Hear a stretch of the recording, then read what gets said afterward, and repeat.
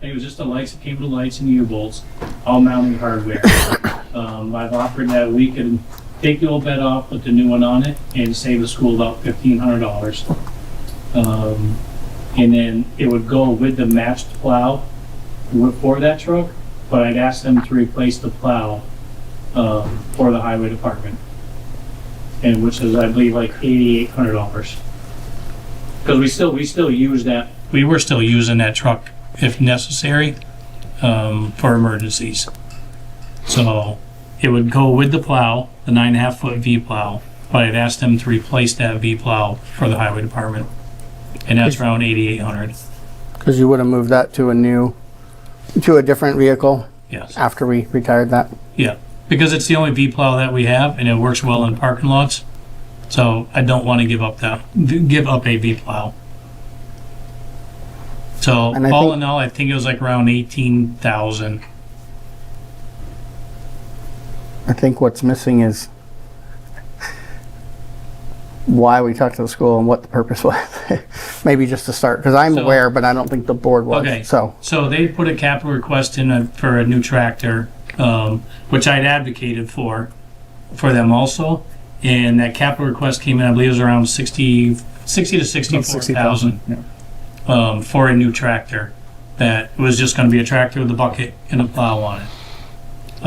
So to save them a little over $40,000, if this truck worked out for them, again, they're saving around $40,000, and I believe out of the truck, they can do it out of this year's operating expense, and it wouldn't even be a capital if I understood them the right way. So there would be a $60,000 capital request being wiped right off the board. They would still keep their tractor, to move snow, keep the bucket on it to move snow, but the majority of it would be for plowing. did it fail for the ball joints? It failed for the front end, and it failed for the bed rot, the main support frames on the, not the truck frame itself, but on the support frame under the bed. Okay. Any questions? Let me preface that. Anything you want to ask Glenn? Because I think it would make sense to revisit this at 7 when capital and finance are here as well. Yeah. Since it ties into that project and stuff. I wasn't thinking about that, and you guys weren't really aware of that possible scenario that they were looking into since solid waste district had declined. So, Glenn, where would they keep it when they need it? It would be kept at the school. Okay. Yeah, there's parking over by their Connex boxes, Yep. over by the kitchen side of the school. Okay. So one of the questions that I had, and it's probably not even a fair question, but you could look into your crystal ball. Do you know, based on the type of use they might have for it and the frequency, obviously not as much as you would on a day-to-day basis, but years life expectancy that They should get it easy 4 to 5 years, I would think, out of it easily. I mean, it runs good.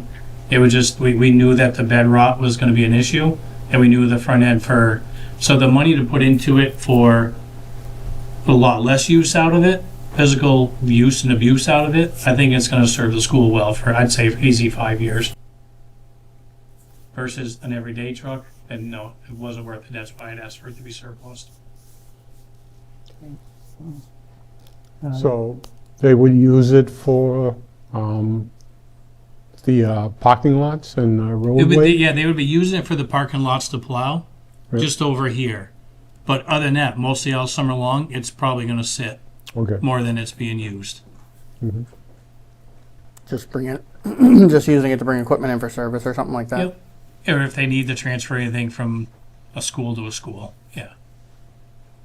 Probably want to make sure they do run it a little bit. And Because that's if what I it sits told for a them. season, that won't help its longevity. But And right now, the staff is bringing their own trucks down to get gas and diesel for their equipment. oh yeah, okay, So it would probably be brought down at least once a week to get gas and diesel anyways. perfect. I think it makes sense to kind of revisit in a little bit when everybody else is here. Sure. I agree. Okay. All right, we'll come back to that. Thank you, Glenn. You might as well stay, and we'll just jump down to Guess we should go all the way to the end, I'm thinking, because we'll save the snow pilot for the joint meeting as well.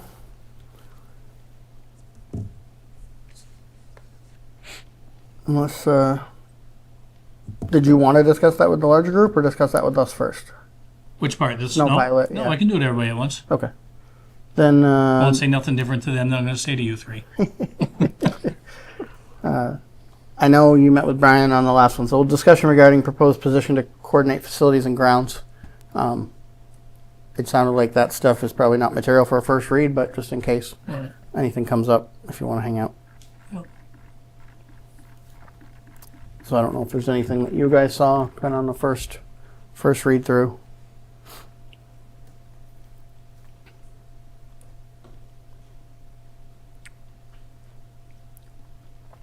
Excuse me, what are we looking at?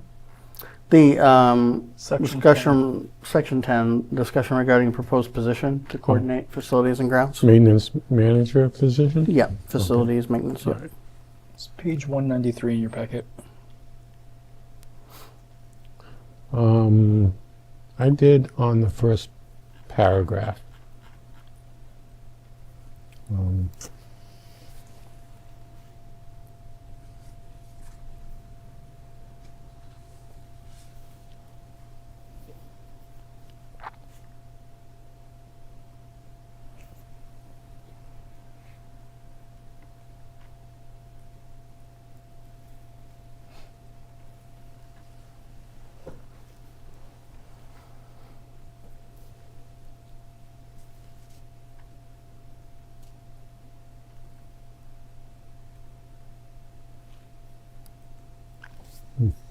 What was that?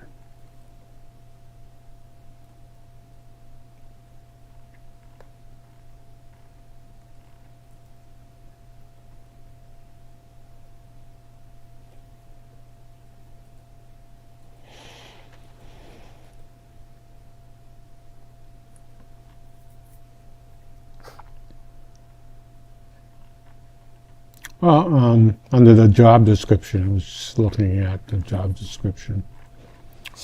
In the statement of duties, first sentence, it says 40 hours per week with seasonal overtime possible.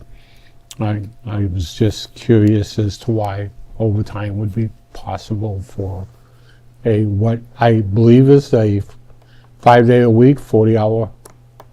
So what this would entail was like projects, like if there's meetings or if the projects are run a little bit longer than our regular work day schedule was, I typically stay and oversee them also. So it would be any run over time from that, from overseeing projects. And that could be internal and external vendors. If we're Yeah, having them. whether it's meetings or actually physically on the job. Okay.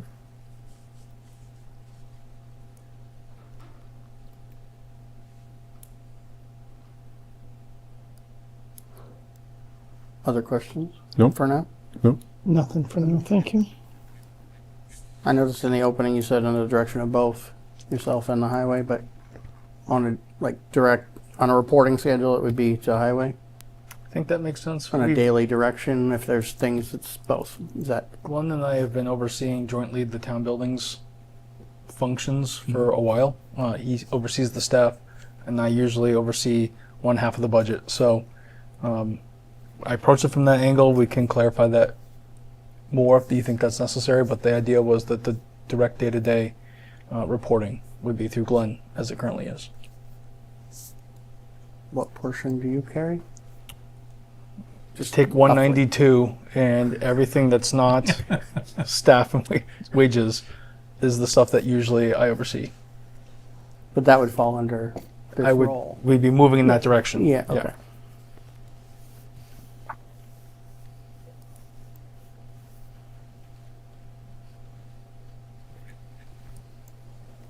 Okay, that was my only question for tonight, so on that. Bring it back for another read next meeting. Okay. Okay. Thank you. Next you, Glenn. meeting on, what's the date? I think it's going to be the 16th. 16th? Yep, I think so. I didn't know if you were still weekly or. we are for now, Okay. at least. At least weekly. Catch up from the Or snow. weekly, I don't know how you're spelling it, but yeah, exactly. We'll let you know if it's different, but yeah, 16th, I'd Okay. expect. Thank you. That it till the joint? Yeah, I think so, unless you have anything around the culvert grant app stuff that you want to add, but I don't think you do. No, then yeah, I think I'm good. If I change my mind, we'll call you back up. Absolutely. All right, thanks, Glenn. All right, jump to review of meeting minutes, February 19th and March 2nd. Make a motion, we accept the meeting minutes of Thursday, February 19th, 2026 as written. Second. Any discussion? Second. All in favor? Aye. And I'd make a motion, we accept the meeting minutes of Monday, March 2nd, 2026. No, second. Any discussion on those? None. All in favor? Aye.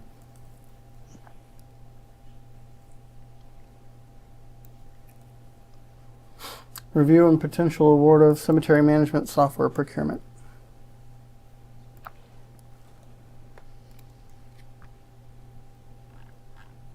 Which is section 7. Correct. I think it's page 79 in your packet. Thank you.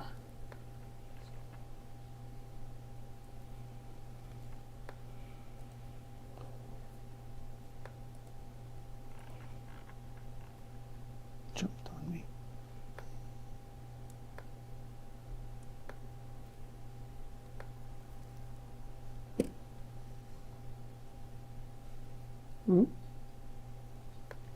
I thought you said something, Jim. No, Oh, okay. I was navigating to the page and it jumped on me. Oh, gotcha. It's on page 79. Page 79. Yep.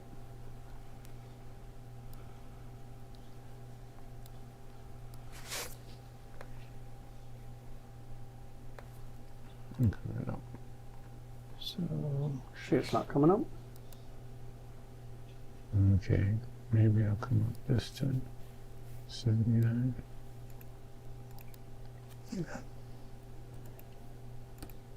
And hit enter. See if it goes. There Yep, we go. here we go.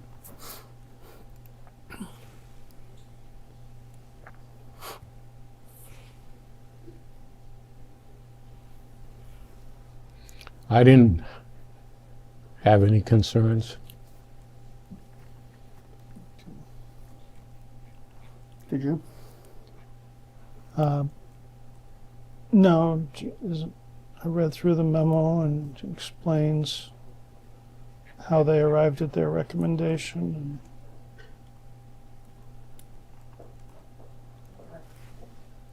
Yeah, I didn't recall like that we appointed them cemetery commissioners, but I don't necessarily have procurement authority. So I asked Brian just to bring it to us in case there's anything we had or any questions or anything to cover. So if we're good, we're good. And I just wanted to make sure we're good before they proceeded.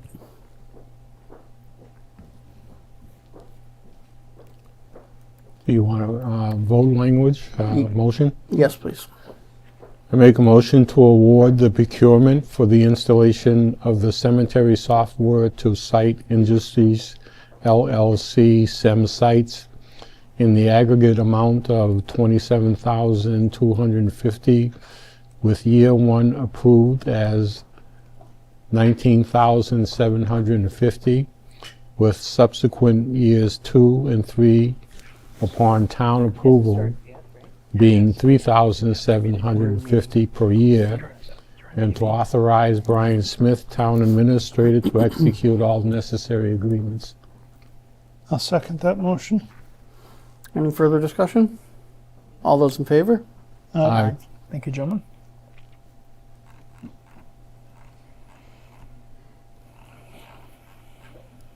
Review of the draft letter of support regarding the Evergreen Circle project application, Rural Development, Inc. So last year was our year for grant applications, and this year is our good partners at RDI, their opportunity to seek similar grant rounds. So they're asking for your support for a letter of submission for their one-stop process for the Evergreen Circle housing project.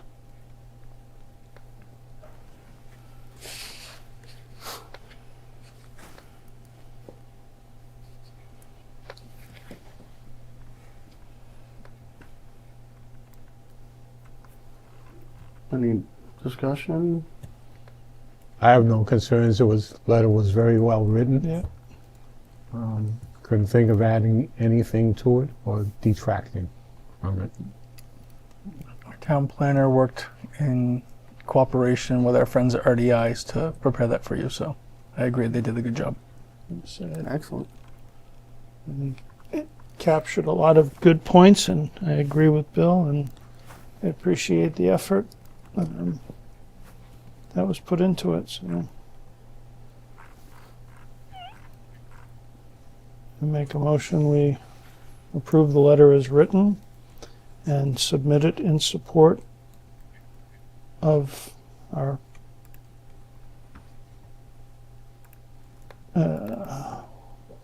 sorry, one moment. Oh, we frozen now.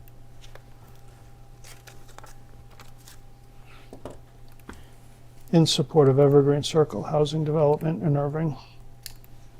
Second. All those in favor? Aye. Aye. I'll get that ready for your signature. Thank you. Review of the draft letter of support regarding the ECO one-stop grant application for Bridge Street Culvert and Keyup Brook projects.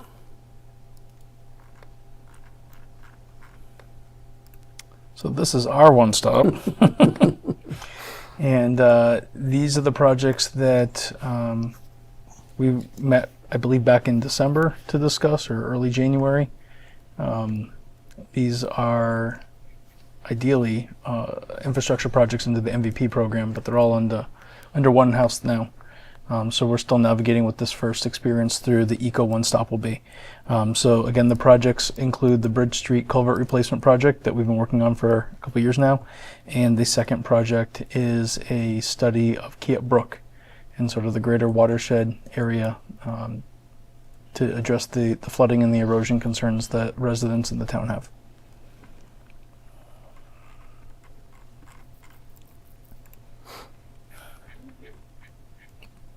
I have no concerns. I have no concerns, and again, I'll just say thank you for the thought and effort that went into the drafting of the letter. And I will make a motion that we approve and submit the letter in support of the Town of Irving's ECO one-stop applications, Bridge Street Culvert Replacement, and Keyup Brook Watersheds projects. Second. All those in favor? Aye. And they will have that ready for your signature as well.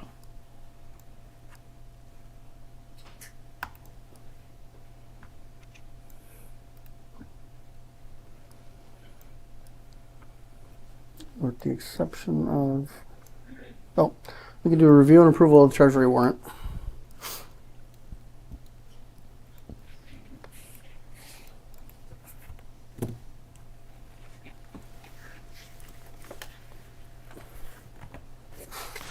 Make a motion that we approve the, one moment, there we go, 18th payroll warrant of fiscal 2026 in the aggregate amount of $239,859.70. Second. All in favor? Aye. Aye. Make a motion that we approve the 18th payroll benefits warrant for fiscal 26 in the aggregate amount of $40,414.59. Second. All in favor? Aye. Aye. All right, with that, I believe the only other topic that is not joint is IT, and we're about 2 minutes from joint, so say we'll just pause. I'm not even bother to recess for 2 minutes. We'll just take 2 minutes and we'll start the joint meeting in 2 minutes. I'll grab those leathers from the printer right now. Excellent, thank you. Those who are meeting with us, you're welcome to come up and get settled. Finance and capital, please. Thank you, sir. Yep. Oh, there's probably more than one, and I only signed one. I'll I'll catch it on the way back. I'll give it back to you, I promise. I mean, I won't be sad. Sorry, are we not in session? We're in session just for 2 minutes. We're just not going to cover anything else until. Huh? No, it's fine. Thank you.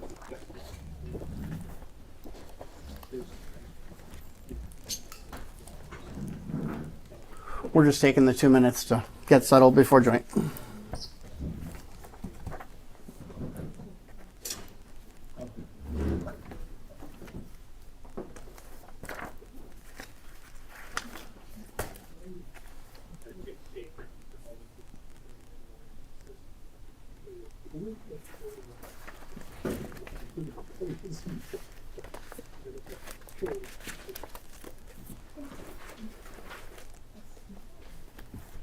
May I have that other one for signature? Oh, sorry.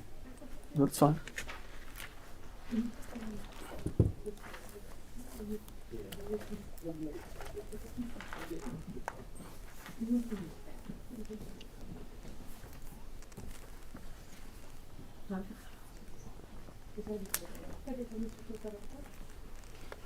There you are. Would you mind just passing those down when you're done? Thank you, sir. Will do, thank you. Didn't understand your strategy at first, but about holding it all till the end. It wasn't. It wasn't a strategy.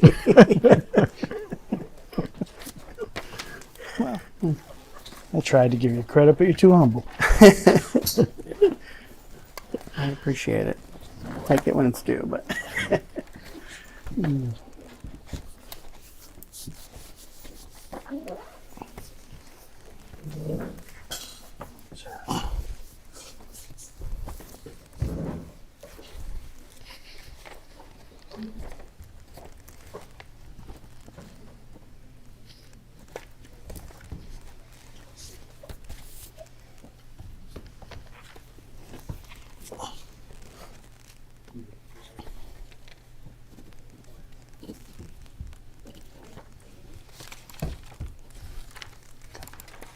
Thank you.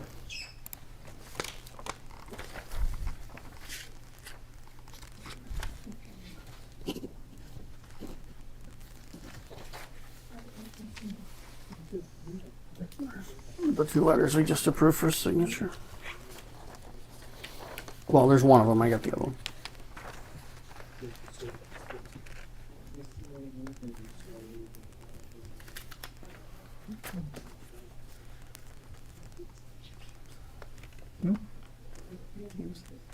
I'm looking. Oh, okay, thank you. Did that not make sense? What I asked? I don't think you realize what you did.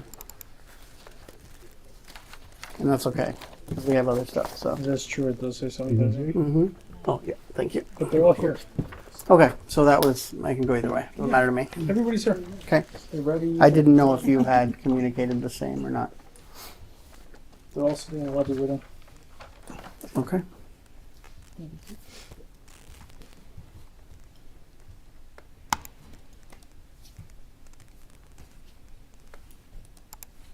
Well, let's see.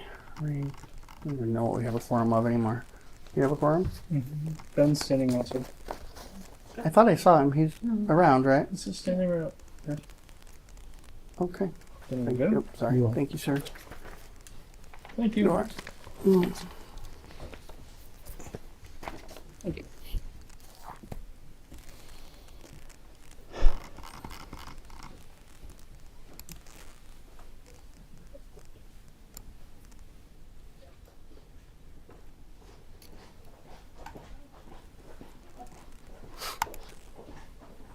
Didn't see Dan out there, did you? Okay. And Brandon's not going to be here tonight, right? Okay. Understood. All right, so we didn't have the department presentations until about 7:30. I know many of them are here, which I appreciate, but what we'll do is we'll grab 2 items that Glenn's here for, wrap those up, and then go into the departments. Since they're scheduled for 7:30. So is that Lisa thinking? I'm okay. See what we need to be. No, you're fine. You're fine. Well, Glenn is fine waiting, so we'll go ahead and start with you. Is everybody good to get going under budget? All right. So, call the joint meeting to order officially at 7:04 p.m. with Finance and Capital. Start with the review of FY27 operating budget and capital requests for Health, Human Services, Culture and Rec. First up is Board of Health. Okay, my name is Sally Delaney, Erving Board of Health. Just kind of go over, I'm going to make this as short and sweet as possible. The goals for the current Board of Health is hopefully to grow our membership to 5 as a 5-person board. With the demands of the legislation as well as the increased workload needed to operate with a high level is in the best interest of the town to increase the amount of Board of Health members. We continue to work towards reestablishing a health agent for the town, fully licensed. Our current level of funding, along with the new fee schedule that's adopted last year, should be sufficient to cover these goals. The board will be addressing past and current issues that include unsafe, unsanitary, and dilapidated properties. The board also hired an animal inspector this past fiscal year. I am personally taking, I don't think it costs anything, a vast training program called Mass Train. It is very in-depth and very time-consuming. So I'm very close to, coming up to the finish line of that whole program. So that training encompasses all the aspects and the responsibilities of the Board of Health, which is a whole lot deeper than I ever imagined. It's okay. It's fun. I am enjoying myself. Questions, comments, concerns? Thank you for diving right in. Thank you. Just a question on changing to 5. How is that something that we need to help support at all? If you were in support of it, you would take it to town meeting. To town meeting, as a yeah. bylaw amendment. Okay. Because our bylaw is set for 3 currently, or did we just It adopt? was a local adoption. Yeah. Okay. And I believe it was set in the 80s at 3. Okay. So let's put that topic on the next board meeting on the 16th, just for us to discuss and decide if we, want to bring it forward. If someone from the Board of Health is available to join us and talk through kind of the why, that'd be helpful. Absolutely. We can set a time too if that's helpful for when, that specific time for that night. So Sounds good to me. awesome. Thank you for your time. Before you go, anything on the narrative anyone had any questions on? And if not, anything on the budget? Thank you for. Thank At you. home, it's level funded. Yeah, right. Yeah, I know you slipped it in there, but yeah, level funded. So, thank you and welcome aboard Thank you. to your first I think- exciting year.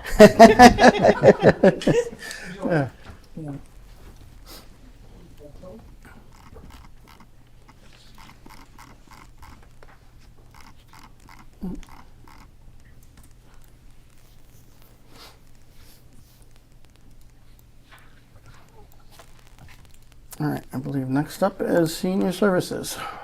Dulcie, come on up.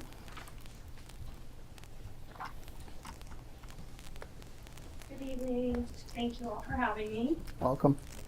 I won't make you read through your whole narrative unless there's anything you want to call out specifically. Otherwise, we'll open it up for everyone for questions on the narrative.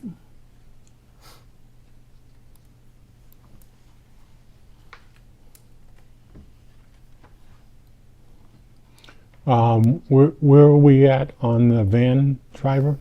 We're currently in the process right now of hiring a van driver, and we are in the interview process. We have interviews scheduled for later this week. Screening? Screening. Yes. Great. Thank you. That was going to be my question. So, any others? All right. On to budget. Any questions on the budget?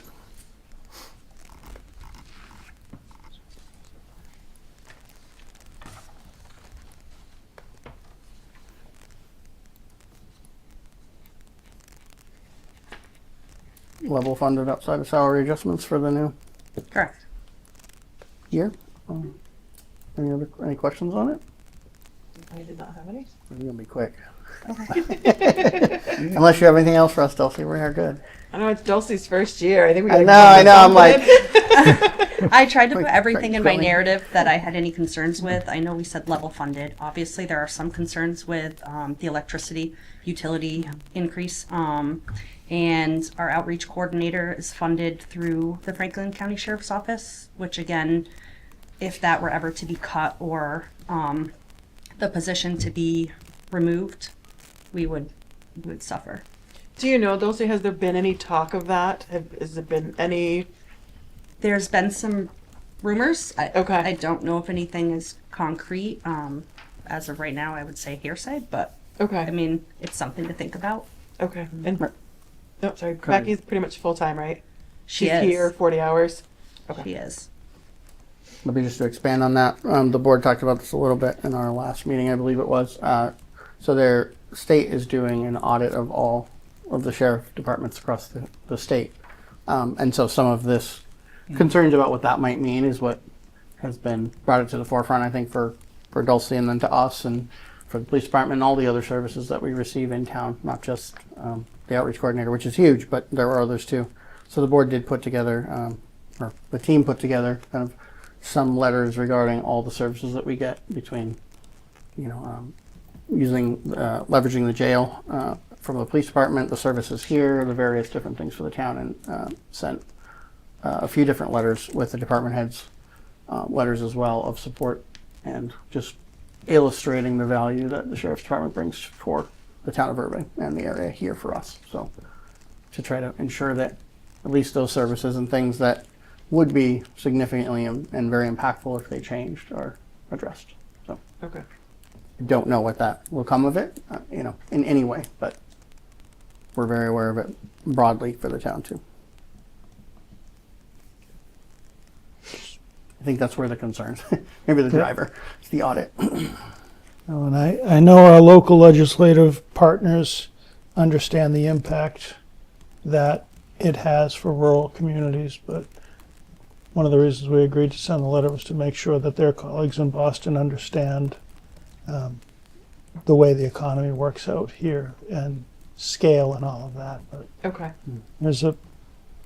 while that position is highly impactful here, there's a lot of other things as well that we noted. So.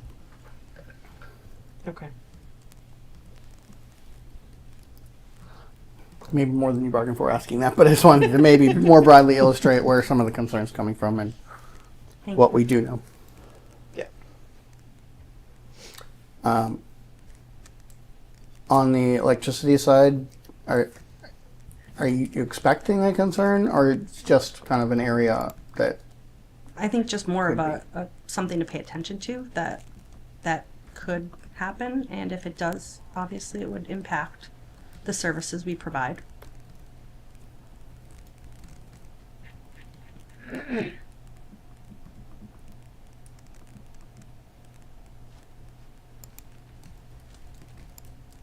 what?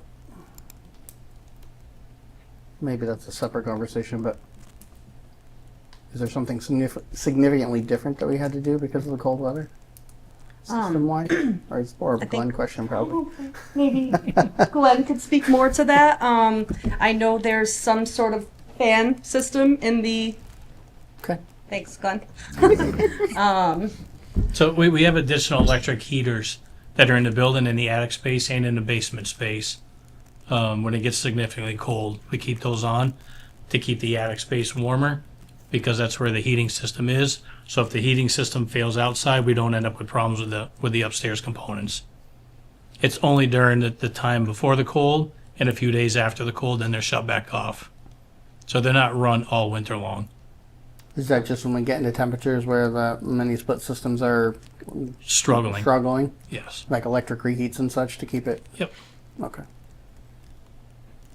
Thank you. So I think they've been on probably 2 or 3 times this year for probably a week at a time. Did we notice a significant difference in the bills for that period? Oh, sure. Did do you want me? I do have some copies of the last couple years just to see, but it's been around like a $1,200 increase per month on the months that we're using the system. Oh wow. Okay. That's directionally what I would want to know. So, Yeah. I mean, if people want the sheet, just let her know. But otherwise, I think $1,200 a month for a few cold months, that adds up quick. Yeah. And if I'm reading this right, prior years, it looks like we've had a little bit of cushion, but Correct. do you, either of you know, does the town get the heat pump rates that they have done in the state for residential? It doesn't work for municipalities. Yeah, we don't get them? Okay. General G1 level. We get the G, yeah, the G rates, okay, all right. Well, then there's no relief, so. Nope. All right. Okay, any other questions for senior services budget? Nope. Thank you both. Thank you. Thank you, Bob.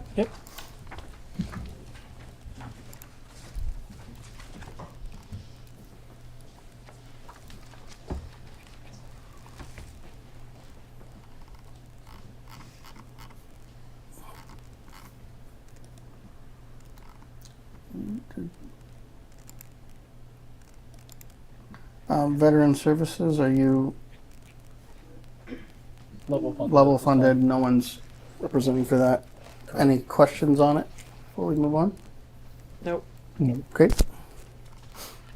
Public library. Abby, come on up.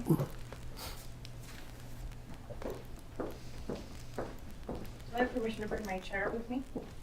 Your chair? Not my chair. Oh. You can bring both if you want. What's wrong with the chair? I'm going to say, I think we have chairs, but save on electricity. I think we said just one, but that's fine. That's You're fine. here. I don't want to. Yeah, I'm okay with it if everybody else is. Yeah. All right. Has everybody Welcome. met Devin? I don't know. Why don't you introduce yourself for the 10,000 viewers at home? Devin got a library chair. Board of Trustees, thank you. Been in town 8 years or so. Live on North Street. Welcome. Thank you. And you all know me, Abigail Baines, Director of the Library. It's nice to see all the friendly faces. So far. Um, Narrative again. Please remain friendly even if the news is hard. I'm assuming y'all have had a chance to read the narrative and review the documentation. It seems that there's a trend right now of just opening up to your questions first, but I do want to take the opportunity to thank you. And I wanted to thank the town for building such a functional and welcoming facility and adequately funding it so far. The staff love working there, and we hear positive feedback from Erving residents and out-of-town patrons that the Erving Library is really something truly special. I can't tell you the number of times I've heard just out and about in Franklin County, and someone mentioned the Erving Library being a place that they all want to come to. And that's compared to other libraries and other places to be social and to get information. The library staff and trustees are developing our 2027 to 2032 strategic plan. And we will be inviting residents and patrons to participate in a survey and focus groups. And we are on track to have our survey ready for the annual town meeting so it can be present in that forum as well. We are anticipating a couple of different scenarios with our budget this year. You've requested level funding, and that would have a certain kind of impact on the types of costs and operating budgets that we are dealing with. So I'm interested in having that conversation with you in whatever shape that takes place. Thank you. Anything specific on the narrative anybody has questions with? I know some of it in there is definitely about budget, so we'll be diving into that momentarily. And there is a new service request in that as well. So whenever you'd like to talk about that, we can. And this is the first year that the library has capital priorities. The facility is now moving from new construction to a normally operated building, and that means we have to now plan for capital projects as well. I see no questions on narrative specifically, so we'll jump into budget. And thank you, it's level funded as requested. Outside of the wages, which looks large, is that just normal adjustments, or is that more than? It just looks large to me. I don't know. I didn't do the math. Is it just the normal step changes and stuff? Okay, then I'm good. So specific to the items that you called out about, I mean, I welcome Budget. the treasurer to double check my math on all payroll matters, Right. but Brian and I have both reviewed it. I trust that it's right. It just looked large next to the number. I didn't do the math, so totally fine. The in terms of budget changes and impacts list, just want to start from the top and go right through them one by Yes, please. one. Okay. Here. You want me to do that? Yeah. I can't tell if you're reading it, so if you want me to just walk you through I'm it. looking at it and thinking about that. But yeah, go ahead. Why don't you just run down? So and then the first thing that's going to affect our budget is the salary and wages as defined with steps raises and my contract that was pre-negotiated prior to this budget. Then we will have an estimated total shortfall of 10,176 if not addressed otherwise. That includes $2,200 in electricity, $1,000 in a propane budget, which we can talk about how to manage that if we want to. Fire alarm services, 800, telecommunication services, 300, and then because of those increases, both salary and other operating costs, our materials budget, which must remain 20% of the total budget, would then be short $5,876. And, you know, there are different scenarios here for dealing with this, and I think after we talk about the new service request, we could talk about sort of what the strategies are for covering these costs. So, questions? I mean, I have one, but if anyone else wants to start before I do. Just for clarification, we asked for level funding except for wage increases, right? Are you factoring wage increases that you need to cut to meet those? Excuse me, I'm not cutting any wages. Right. No, I'm not asking you to cut wages. I'm asking if you're cutting other line items to meet the increase in wages. No. Okay. No, I'm identifying light items that will be short if we don't have a strategy. Okay. Thank you. So could you elaborate on the first line then of the concerns? Because I think that's where my confusion is as well. It says it requires 10,600 roughly for salary and wages, Yep. but we have an $18,000 increase in your budget for wages in the presented budget. It's 18,444.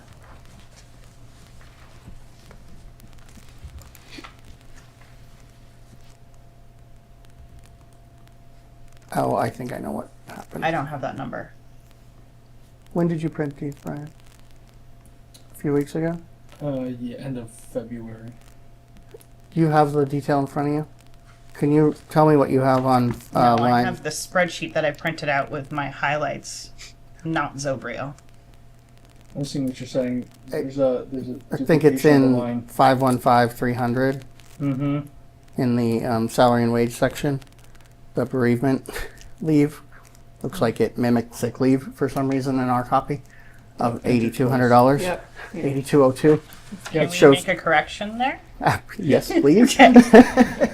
So the numbers don't match what you said, and it get really confusing. So I think we're taking the 8202 out of the 18,444 we see, which would bring it down to 10,242, something like that, Okay. which is a lot closer to the Yeah. 10,600 that you Yep. had, It right? should be about 10 grand. Okay. Yeah. Now it All right. matches. Yep. Now that ties out. Phew. Okay. And so you're just calling out that that's the increase. You're Yeah. not saying you're cutting other things to make up for that or anything else. You're just No, noting how I'm much calling it is. out Okay. because A, it's an increase in the budget, whether we're level funded or not, it's happening. And B, because any increase in the budget at all, even one that you're including, is going to affect the materials budget. Gotcha. Okay. That cleared up my first line question of that section. Anything else on that before we get into the other items listed? Okay. So then In terms of the anticipated shortages that you noted, which total about another 10,000, those are all based on increased costs in the current fiscal year? Is that what's driving most of those? Yep.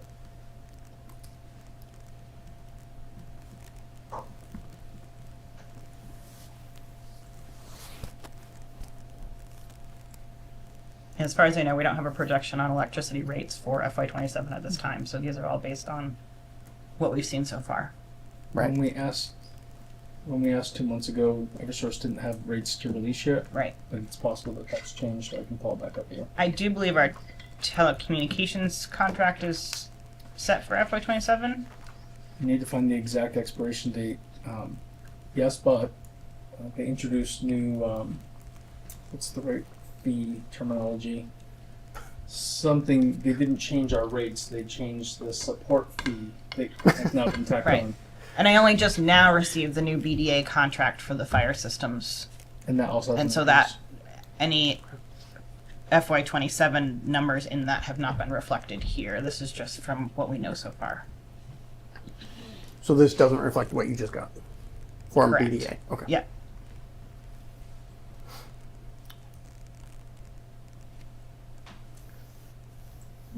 The materials piece is 20% of your budget. Is that right? Yep.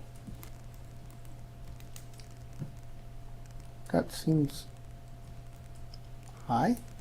Well, That I is a believe- state requirement. Yep, I was gonna say, if I remember for the 10,000 people at home, I remember that part of the discussion last year, that it's tied into the funding and it's required that they maintain that level.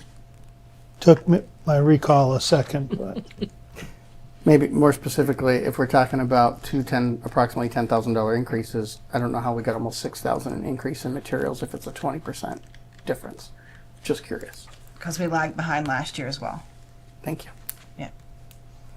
I was trying to get the equation there. we're gonna, I was gonna say, you said we lagged behind last year on that, but last year we did do a budget increase for you. You did. And then there was another wage increase on top of that. That was not initially presented in your budget. Correct, because the town decided to do that after the fact. The compensation schedule got adjusted, right? Oh, and we didn't factor that in? Correct. Okay. So when we didn't have the wage adjustments when we first presented, Yep. and then when we did them, we adjusted all the wage budgets, but Yeah. we didn't adjust the required 20% of that. To be fair, I think Erving has done a really good job of making sure that their materials budget is funded in the operating budget. There are other towns where that lags behind and they have to, ask for gifts to the library to make that up.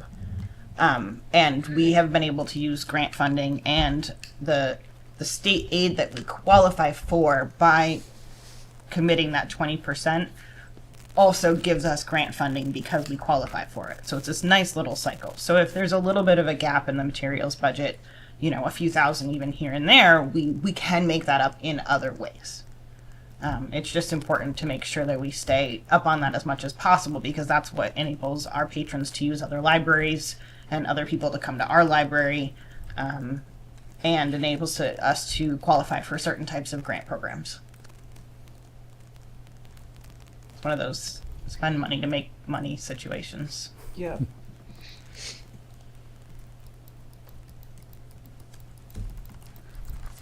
Other questions or thoughts on the various items that are of concern? And I would just for comparison, about 330 out of the 350 libraries in the state qualify for this program. So it is a standard in library service.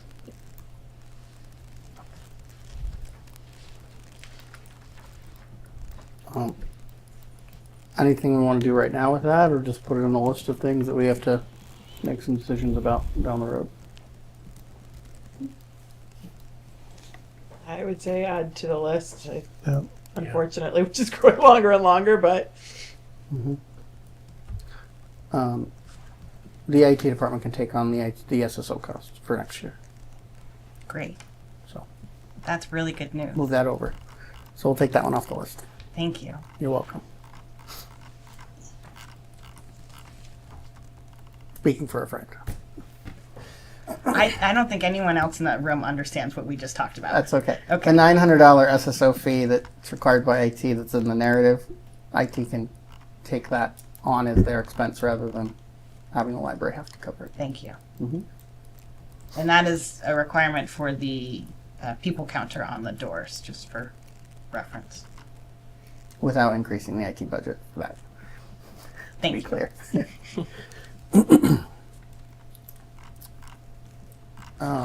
So do you- So I think we're all gonna go to the same place. before we go to the new service, was that what you were going to talk about, or something different? Okay. So that's it for now. We'll put a placeholder to come back to the impacts or concerns around increased costs for the library budget when we start trying to put this all together and make it work. And then new services. So I'll let you give us the highlight. So we are requesting a new service, which is a 7-hour-a-week position at base pay rate for the town, which would be a Sunday library assistant.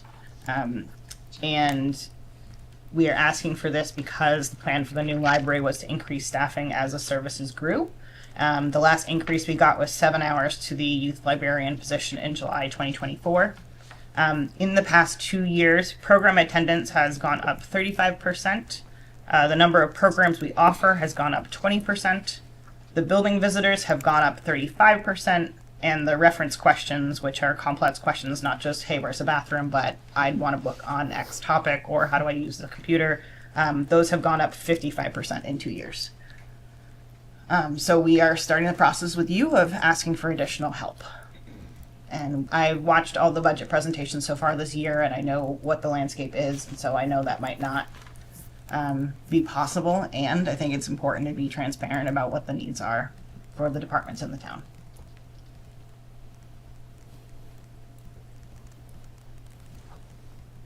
And Out if of I can curiosity- go ahead. I was just going to say, and if I can add in, the reason we're choosing Sunday is because that's the busiest day for the library. There aren't many other libraries in the area that are open on the weekends, certainly not Sunday.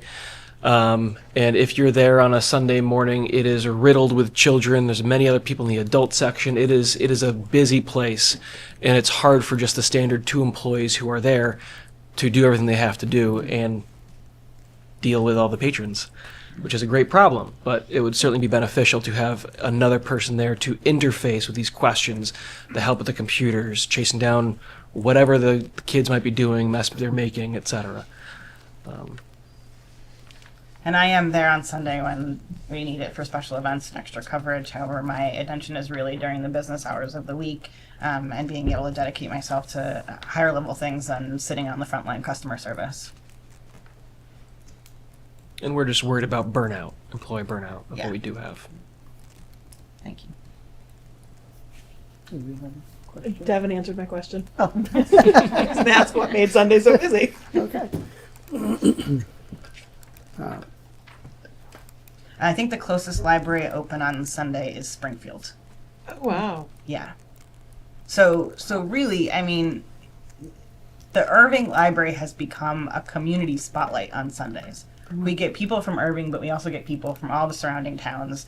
They find it's a meeting place, or they come for the puzzle swap, or they come for genealogy help, or they come to use the beautiful children's room, and the makerspace. And you know, we are booked.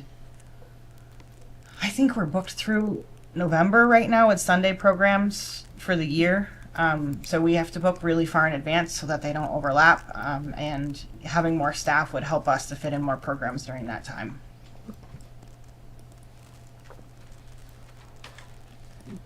Do you have any sense on the numbers of like how much more you see on Sunday versus other days of the week? Wasn't a setup. I knew you'd probably have it, but I was just curious. Since we have the people Is it 10% counter. more? Is it right? Yeah, they have the people counter, so you can see in a heat map here the numbers. It's Yeah, you won't be able to see this from here really, but these dark numbers right here are Sunday and Monday morning. And basically we're seeing at least twice, if not 3 times as many people per hour on Sunday and Monday morning than the rest of the week. And that has to do with Sunday, what we just talked about. And then Monday morning is our play group for 0 to 5-year-olds and their families. And we have seen regularly 15 to 20, but upwards of 45 attendees at the library in that morning. And then we also have a local adult day program that will come in at that time as well. And so we have, our recent strategy has been to make sure that Monday is a day with all 3 of us there. And so being able to increase to 3 people on Sunday would mean a lot. It would also mean that we don't have to, since we have a minimum staffing rule of 2 people, right now with only 2 people on Sunday, I have to come in, or we have to have a sub come in, and that affects those budgets as well, and my time and my ability to do other things like trash contracts. Hint, hint. Not in the job description, this is forever. But, for me, working primarily Monday through Thursday means that most days with the library open 6 hours, I get a few hours when the library is closed to take care of the building and other paperwork and operations, which, as any other department head know, is absolutely critical for being able to have the place run smoothly. So I know this is a lot to ask right now. We're dealing with health insurance, we're dealing with all kinds of building projects. The town has a lot happening. And so I'm not looking for you to solve this right now or alone. I would present that we have basically 3 scenarios ahead of us. With a level funded budget and no increases other than staffing and wages, the library will rely on our state aid funds that we get in order to cover those operational costs. And we'll have to decrease some of the programming efforts and, potentially have hours that we're closed if we can't get a sub and we don't have the staffing. If we get funding for the operational budget, then that state aid funding can support our staffing needs, and we'll be able to use that in the meantime until more staffing budget can be allotted. If the library doesn't get the increase to the operating fund or the additional 7 hours for staffing, then we're in a bit of a pickle, and our state aid money and other money that we can get towards operating will go towards core operating expenses, and then we won't be able to supplement staffing, and we risk reducing services and closing at times.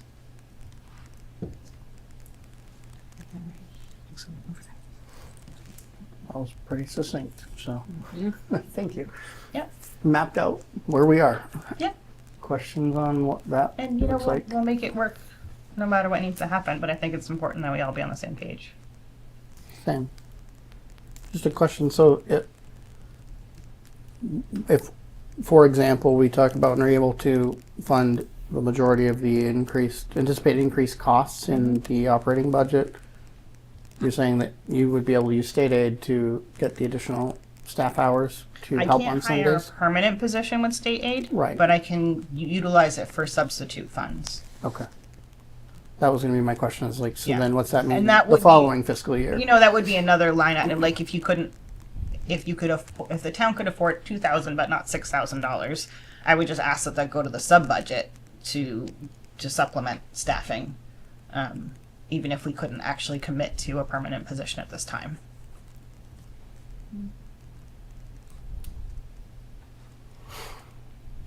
Okay. Other questions for library director while we're here on this? Not right now. Okay. I would offer just one more thought, and that's, there's different services the town provides that bring people into the community. And the senior center is one of them, get people from all over to come here. But the library is another, and especially on the weekend. There's people coming from all over the surrounding area, as we talked about, but it's one of those reasons people come to Erving. And so it's nice if this is a good forward-facing environment where it has the support they need. So just keep that in mind as you're looking through this. It's one of the community-facing places to go that we want to continue to be efficient and run smoothly. Yeah, and when they come to the library, they also come to the businesses, so, works hand together. That was going to be my question. Do we have any data to support that? I'm guessing. I mean, I see a lot of Dunkin' Donuts cups. We've also hosted a number of special events where we've been able to use the businesses in town for refreshments. We've used Bagels and More twice, and every time we do that, people say that they're going to take I don't have evidence, but they say they're going to take a trip to the other side of town because the bagels and pastries are just so good. Had leftovers. No. There's your evidence. And I don't know if we have the data that shows where the people are coming from, but I know just in conversation with the parents that are there, they're coming from Greenfield and Montague and Gill and with Wendell next door, and Yep. they're from around the area, as well as from Erving. And they love the printing.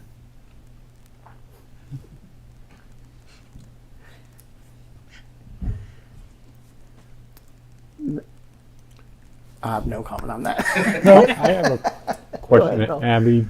Do you have like a register book in the library that when people come in, they can say where they're from voluntarily? No, I don't. And libraries try to be really careful about the information they collect about patrons visiting, and especially things that they borrow.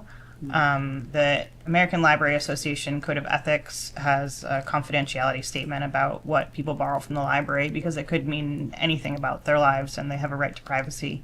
But I do get statistics from the regional lending service about which things are borrowed from the Erving Library by patrons outside of town, and I'd be happy to forward those statistics to you all. Oh, because they're tied to where their card originates? Yep. Okay. Yeah. I would like to see it. I don't know if everybody would. That's And that wouldn't account for the people coming into town attending the programs, like And not- the lizard things and the bird things and all the other things that draw people in. But it would give you a flavor. Yeah. A little bit of geography of what that looks like. At least something. Who should I send that to? Capital Finance and the Select Board, please. Okay. Thank you. I had one just around the additional staff person budget. Yeah. That $6,700 does not account for the 20% materials No. requirement? It does Okay. not. And we should also think about this when we do the wage portion, which we haven't done yet, that we need to add another 20% or whatever that wage change is to the library budget to really do what we said, which is to cover wage changes. So, Thank you. yeah, thanks for calling it out so we knew that we missed it last time. I think that's good for questions for library for tonight. Thank you both. Thank you so much. Thank you. Hold on. Yeah, I'm sorry. I Bank lied. Capital? Yes, Capital. thank you. It's too soon. That was too easy. Oh, goodness. Yes, you did say capital. So there are capital items. So Yeah, we do you want me to should jump into summarize? those. I know they've been talked about already, so I'm just going to bring them up, and then if there's questions about any of them, we'll go through them. Yeah. Does that make sense then? Okay. So the roof extension was your priority one project, Priority one is the roof extension, yeah. and we had a 30K number in there, and I know there was some discussion in capital about whether that was the right number, meeting with Glenn, other things. Anything new on that front, or is that the number right now? That's the current number right now, but we're gonna work the check reduce. Okay. Questions on that one? Okay. Eliminating doors. That's priority number 2. Yep. I think we were all pretty clear on those. Any questions on the door issue? 25K the board, and I say we, meaning capital, because capital reviewed it, but finance and board, if you guys have questions, please speak up. Yeah, and if for some reason we were to, only be able to afford one, I would say it would be the community room door. That Your favorite door? yeah. It's seen the most wear and tear. Next was plumbing repair, Yep. which I think scope on this is a little more TBD because there's a lot involved potentially. Potentially, and it seems like it would be addressed not in FY27 because it would be tied in with the Evergreen Circle construction. And just as an update, we've had 1,000 people. We have an issue with the drain out of the library, and so the hope is that when we do the Evergreen Circle project, we'll be able to update the gravity sewer out here and make those improvements. There will still probably be an issue within the library, and so the question has been whether or not we explore a very costly deconstruction or reconstruction project to address the issue, or is there another device that may actually help with a solution? So we were recently meeting. Sorry about that. Can I, But recently, before Yep. you go on, because you just touched on something that I feel like I'm unaware of. okay. Does this capital request not include repairing the interior to fix? Is this a complete That's the fix for request. the entire thing? But what I'm trying to explain is there may be a more prudent option Okay. to address the concern that is existing there without having to deconstruct Okay. a certain section of the library to fix this issue. Okay. So The way you said it just made me think it was. yeah, we've wasn't. we've recently spoken to the engineers, Time Bond, who are working on the Evergreen Circle project and trying to understand a probable cost to make the interconnection with the library and address this issue, and the complexities of all of that equipment that is nestled right where we would need to do the drilling and to do the work makes it almost impossible to guarantee success. So the other option would be to do some deconstruction within the library to get at the part that's not functioning correctly. And so your engineers would like to recommend a different approach. So I just want to put a note on this one that yes, it's not an FY27, it's likely an FY28 project when we get farther along with Care Drive, because the sewer right now, the gravity sewer wouldn't have enough flow, so we can't make the switch even if they're ready. But we may have a different proposal to bring to you that would address the same issue, Okay. and it may be less cost. We'll take it. costly. So But TBD on that. Yeah. For those, just clarity, the issue with the feed system is under the floor, yeah, the slab, and it's poured in, I believe. Yes. And it's also underneath all of the electrical and mechanicals and heating and all the other equipment that you don't want to mess with. So that's what makes it complicated. yeah, But the scenario is to fix the whole problem, not just part of it. correct, It's just how we do that. That's the question. correct. Okay. Okay. Other questions on that one? Nope. I wish it was simple. I wish it was simple too, but Yeah, I was going to say you have some experience with that, but I, I have wasn't some going to experience with this. holes in the floor and Yeah. I'll hold my question for now. okay. We have a process right now, so it's maintainable. It's not great, but it works, right? The custodial staff are taking care of it on a regular basis. Not great, but we'll manage until we get there. But we don't have any funds in the Evergreen Circle infrastructure project money for this. This will be separate costs. It would be a Because separate we don't cost. carry anything in that project, that grant. So there's no money Everything for in the Evergreen Circle infrastructure project is basically from the E1s of both of these buildings to the Out. new pump station. that. Yeah, okay. From the buildings to the E1 station, we're responsible for. Patio concrete replacement. Yes, are you all familiar with the bumpy patio? Right in the front, yes. In the front and back. Oh, okay. I put this on here as priority 4. However, I would say that if it deteriorates at a faster rate than we're seeing, that could make it more important to replace. I don't know how to say this nicely. It's not a feature of the building that we hear a lot of positive comments about. As a parent, the number of skid knees on that thing, and it is a brutal fall. And the kids are running. I was going to ask you one of the things that you say, and just to give you a little insight into capital, requests that come in that are typically safety in nature usually rise very much to the top of our list. So can you explain the thought process a little bit that you are citing this as a public safety request? In part, there's also other maintaining existing services and et cetera. How is it that it's falling on fourth on the list?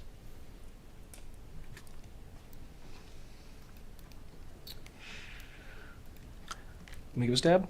Okay. So the first one is the HVAC roof. That's, I think, critical to building infrastructure. That's causing damage, so that needs to be fixed pronto. The second one is the doors. They're delaminating. It's going to make the doors a larger issue, a more costly issue if it's not repaired sooner. So I think that's why it's number 3. Same thing with number 3, the plumbing issue. That's going to be a very costly fix if we don't get on top of it eventually. The patio concrete is not deteriorated to a place where regular walking in nice weather is a major concern. You know, it's a nuisance, but as it deteriorates, and I think it will start deteriorating faster as we continue to salt it in the winter times because the salt is corrosive, it will continue to deteriorate, become more of a trip hazard, or it'll get bigger pooling areas that become a slip hazard. Likewise with children running, because children will always run outside, whether they're in sandals, Crocs, or flip-flops, or barefoot. It's a nasty place to fall. It's like just, you know, I'd rather fall on gravel than fall on that patio, because it's like falling on 100 grit sandpaper. It will rip you up. So all of that for children falling, you know, that's first aids, band-aids, things like that. It's not going to kill them. It's just a nuisance. However, a older patron with a walker or a cane catching in the patio, losing their footing, and then falling, that's more of a broken hip area or broken wrist, etc. And those are larger problems. And I would add that the patio, as it is right now, is functioning as it was designed in the building project. Its deterioration and these fall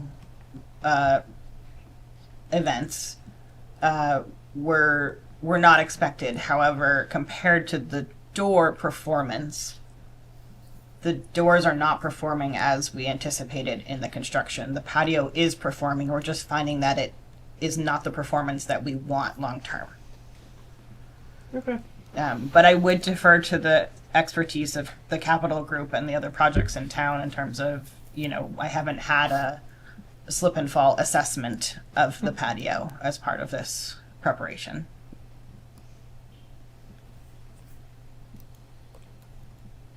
So, Abby, what do you envision in place of what's currently there? A combination of smooth concrete and more open area where possible. So if there's places that we can add grass or landscaping that won't require the maintenance of smooth concrete, then we would like to do that as much as possible. We envision working with maybe a green design consultant to figure out how to reduce the amount of concrete in that area.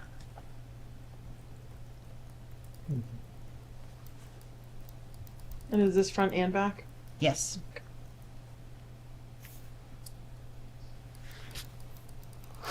Front is a much higher priority.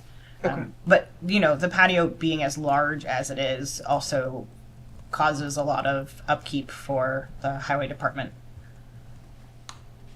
In the front roadside. Yeah. Well, I mean, because all of the back doors are deemed as emergency exits, those also have to be shoveled out and maintained as well.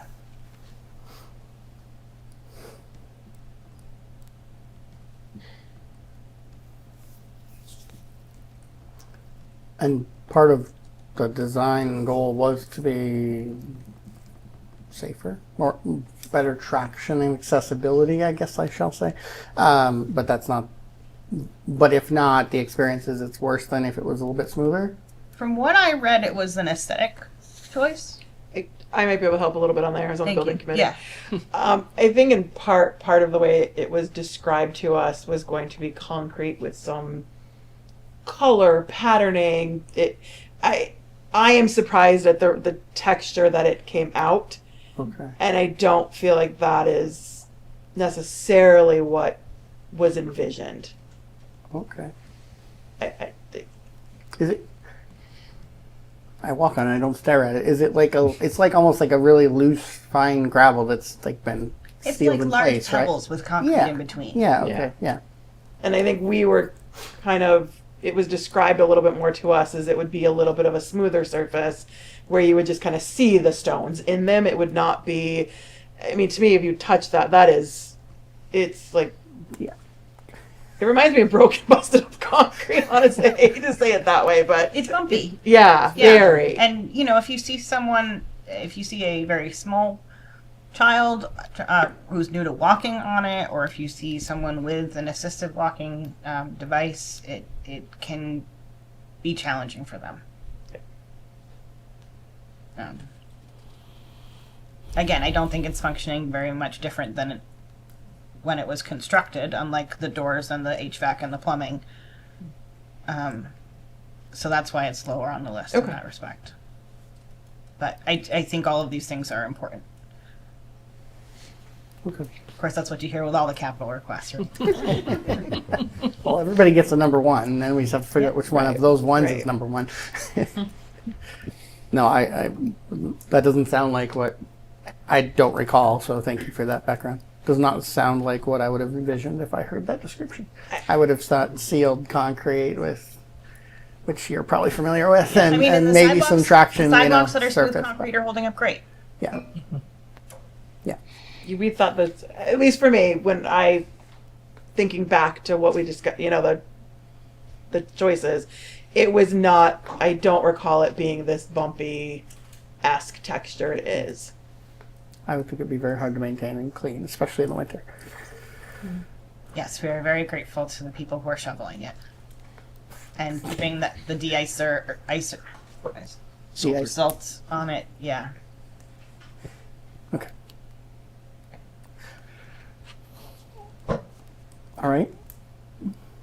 So we need to now put that top coat so it's sealed. Other questions on capital projects before we spend too much more time on that? No? Okay. I think we're really done now, unless I missed anything on your list. I think I got them all. All right. Thank you. Thank you. Thank you for your time. Thank you.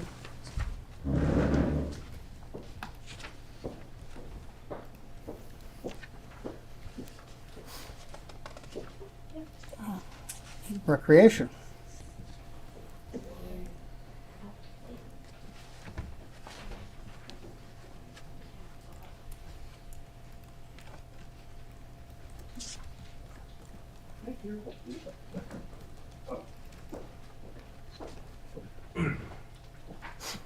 Welcome. Hello. How's everybody doing tonight? Surrounded. It's like, what, round 3 makeup? I know. It's How's that? hard to schedule this one. I know. The makeup to the makeup to the makeup. Yeah. All right. Anything you wanted to highlight before we get going? Everybody's seen the narrative, so only if you want to. I don't think so. I think we're just pretty much ready. We are where we are. Okay. Questions on the narrative? No? All right. On to budget? Okay.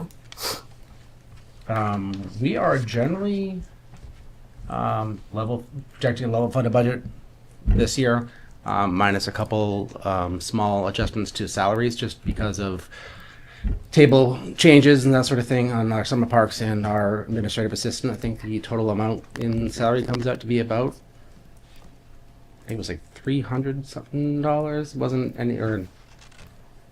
Wasn't anything. Yeah, I got like 360 or something. Yeah. But it looks like it's 7 something, but you actually reduced your operating costs?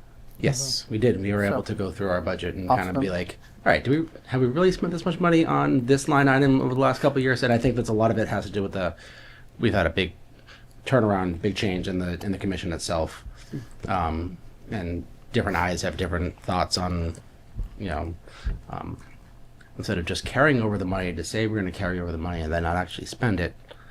Why are we being more accurate with what our budget actually is? And realizing that we could take some money from here, we don't spend much money here, we can put it over there, it all works out, don't need to spend this much, and then because we want to continue to provide all the programs and eventually more programs for the town, which not just sports and concert series and that sort of thing, but and we want to be able to do that going forward and seeing really where our numbers are is going to lead us to pointing us in the right direction and how we want to proceed.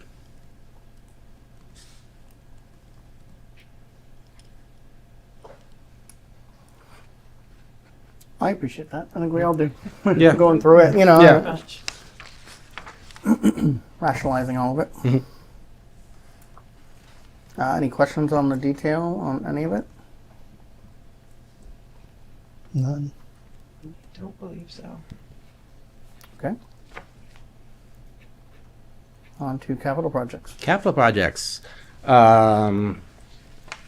First capital project, our number one on this list, is the water tower. And yes, we're bringing it up again. And we will continue to bring it up until, just FYI, this is going to be number one on our list for a while. We had the quote from Ty and Bond done in 2021. We've added, as you see in there, we've added the escalators each year to cover the rising costs of what it's going to be. And our recommendation is that the tower come down. It potentially is. It is now. A year and a half ago, we had someone climb up it. And we had to get emergency services down. There's no way to block it off. It's unsightly. It's an eyesore. How it ever ended up as part of Parks and Rec, I don't know. It should have never been on our radar, but it is. And so now we are trying to deal with it. We put out on survey last year to the town, as was requested by FinCom, what people thought. And while people were dismayed about removing it, they didn't want to spend over $1 million to refinish it. And that's just the outside. We don't know what's, to make it a working water tower, to make it safe. We don't know. We don't know what the other costs could be. So it's our recommendation, and from the surveys that done, recommendation that the tower is removed. Some concert series going to look a lot nicer without a rusty old water tower staring us right in the face. Don't quote me on it because my memory's not quite that good of it, but I believe it's the reason it's under rec is because all the parcels that got put as part of the rec project for Riverfront with the exclusion of the building. So it became part of the parcels that were. Yeah. It's part and parcel. Part and parcel. Part and parcel before anybody else who was on the current commission was actually part of it. So. It's been a long time. Been a long time, yeah. Questions on the water tower? Mm-hmm. Yes, good. I mean, my question, since this topic has been brought up, is why is this, again, the Rec Commission, why is this not something that's being overseen by the Historical Commission? Because it is historical to the town of Erving.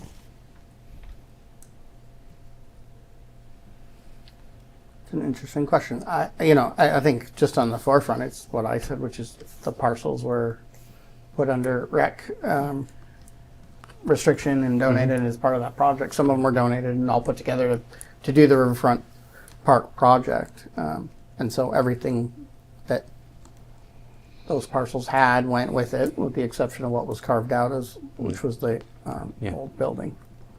It's on us. I've asked that same question too, and they're like, well, not really a whole lot we can do about it. I don't know from a historical side if they've ever talked about it having or not having historical significance or any interest in it. It's a good question. From that standpoint, I look at it as a good question, but I have no idea. I don't believe it's on Macros. Okay. But to my recollection, the Historic Commission hasn't reached out asking to be involved in the tower.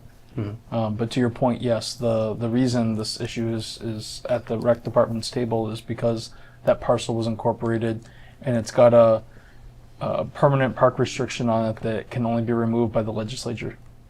So.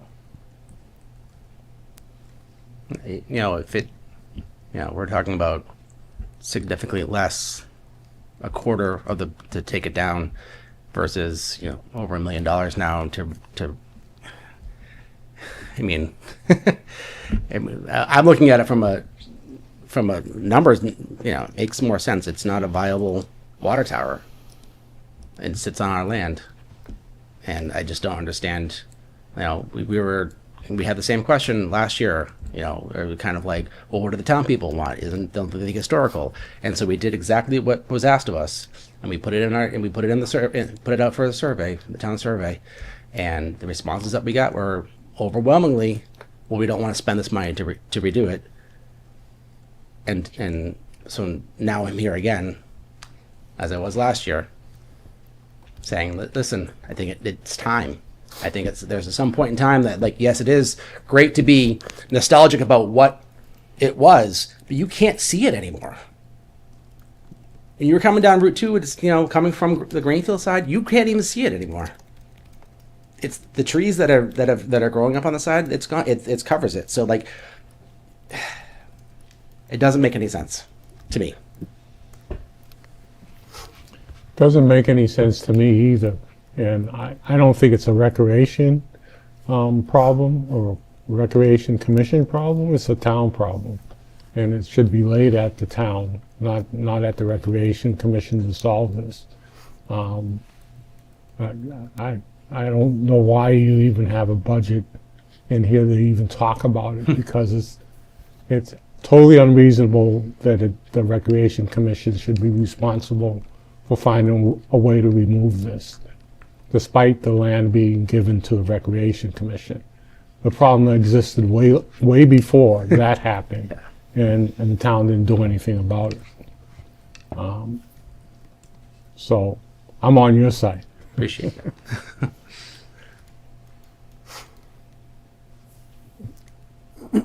We could probably talk about that one all night. So Yeah, I know. unless there's anything material to the request, I respect and understand my counterpart's opinion on that in one way. On another, there was a conscious choice by rec to accept it at the time. Whether those members are sitting here to deal with it now, Yeah. I get that totally, but that was a conscious, known decision that was part and parcel of what they were taking on. Whether or not that makes sense, I'm not going to debate that.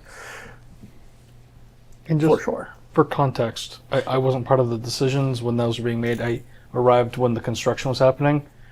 The reuse committee that was working on the project before it was turned back over to the rec commission had envisioned that being a sign for the park, and they thought they could do it for about $10,000. I remember the rap. And we had to break the news that $10,000 wasn't enough because the contractor wouldn't even climb the structure to do it. So I'm sure we can get that kid that climbed up there a couple years ago to. They could have gotten Let's something for us. not do that. But I just for those who had been involved a decade ago, there was a hopefulness and an engineering design that suggested that it could be part of the park as like a feature. So. Okay, next one is the park redesign that's field FY28. FY28. So this is we've identified GZA to do the first phase of the park redesign, which is the feasibility study. I know we were working on that, and we've been a little going back and forth with them a little bit about doing this, but a lot of this comes down to when we finally get a plan together with GZA, we need to have our funds kind of ready to go for when we apply for our park grant as part of their requirements. So it may not be that this gets done in fiscal 28, but we need to have for when we put the grant application in, and the grant cycle, I believe, is a year from now. Correct. We have to have those funds kind of like the town saying, yes, we will fund, we are behind this, and we want to help you out, and so we have them, we can fill out our application, and hopefully, we get that grant, and we can actually do the full scope of what we want to do at Vets Field. If we don't get that, then we do have some funds laid out, and we can get started on it, and it might just take a little bit longer than we were hoping for it to take. But that's the idea, is that we need to have funds in place, or the town committed to putting funds in place for this in order for us to get the grant application. What other funds? Do we know the cost to that? Not yet. Not yet. Is it a matching grant? It will be. It will be a matching grant, yeah. To What was The our reimbursement in the 40 to 50% range. Yes, up to 50%. Yep. Up to a capped amount, which I think is 500,000. 500,000? Yeah. Is the most they'll match. Yep. Is the most that we would qualify for. Yep. And the way you all showed your commitment, you had a borrowing authority the last time. You didn't end up borrowing. You worked with the treasurer's office and identified sources of free cash, I think for 2 years to pay off your portion. But that's how you would do it. You would bring it to town meeting, ask for borrowing authority, and that would be sufficient to show the state that voters had supported it.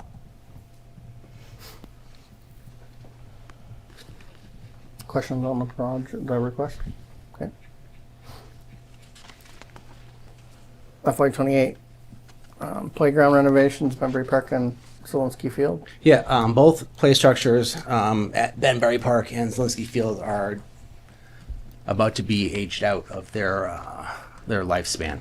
Not the brand new swings and stuff that were just installed. Those are fine. It is the actual physical, as I would call it in my day, the timber climber, but they're not made out of wood anymore. Those are not safe anymore. No, those are not safe anymore. And soon these will be both these structures will be out of compliance. So we are in the planning phases of identifying new structures to replace these ones. Obviously, we won't have it done for this spring or this summer, so we're pushing it back for another year. The idea is for Zelensky Field is when try to generate a multi-generational playground. Everything from smaller kids, small elementary up through older teenagers and adults. The idea is that we wanted to, we don't want to alienate one group or another off of that park. We want to be able to build it so everyone that can be used by, like I said, multi-generations. The playground at Banbury Park, just due to the size, will be considered more of a tots park, which is kind of what it is right now. That serves that community down on the Church Street, North Street corridor right there, High Street, quite well. The size is not a giant park, so that's our goal is to keep that in kind of a smaller age group. Also talking with Principal Gannon at Erving Elementary. They are also at that point in time going to be looking for updating their play structures in there, and they're hoping that they can piggyback with Erving, with Rex Department at the time, so that we can get all three done and hopefully be able to negotiate better pricing for all three playgrounds at the same time. Again, working together with other groups to hopefully help us save a little bit of money, a little bit of headaches, working with one group versus each individual group trying to do everything by themselves. Questions on that? Nope. I think that was it, correct? All right. Thank you. Thank you. Thank you. Take care.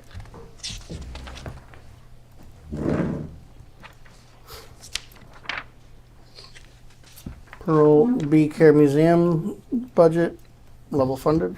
Correct. Historical Commission, level funded. Correct. Ceremonial and celebratory. That feels like a tongue twister. Budget, level funded. Correct. Questions on any of those? Nope. Okay. Before we get into revenue review, etc., let's jump back to a couple other items on the joint list, which is review of the surplus equipment request for the highway department for the F-350 truck, fourth read that we're bringing back from earlier tonight.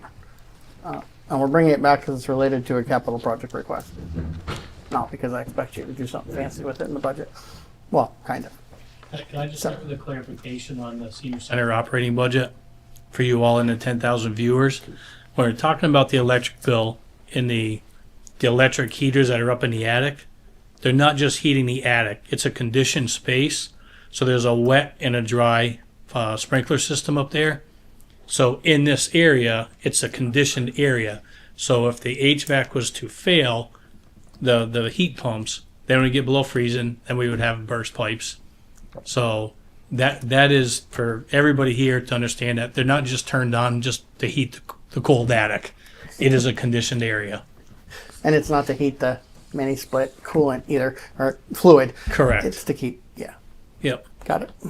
And for the library's capital request, 2 of those, the outside patio and the roof, for you that were on the committee, I fought against the patio and I fought against the placement of the heat pump systems because this was going to be on the town's dime down the road. The architects argued with me. Okay. Well, ultimately, we know who was right, I guess, right? And I'm who guessing, won and who was right. yeah, I'm guessing the architect took his money and he went on his way, or their way, wherever they may be. And did not show back up at the open house after a few years to see what he had caused. Yes. Sorry. Definitely doesn't have liability for the snow on the roof landing on the equipment. Which doesn't make any sense to me, but that's... Can I just put the context of what we're talking about, because this is not in the packets.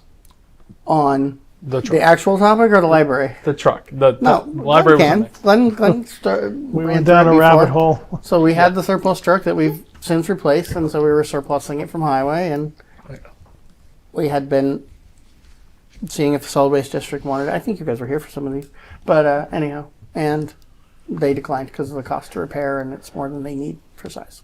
So Correct. So rather than just putting it out for bid, which is Yeah. what I thought we'd be talking about tonight, Glenn has a different plan. how would the capital committee like to see a $60,000 to $64,000 capital request be dropped? Oh, you know the way to our hearts.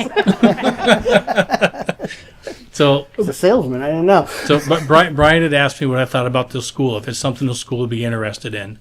So we met with the school, met with the staff, and talked to the school committee, and they're very interested in the truck, and it can be repaired out of their operating budget.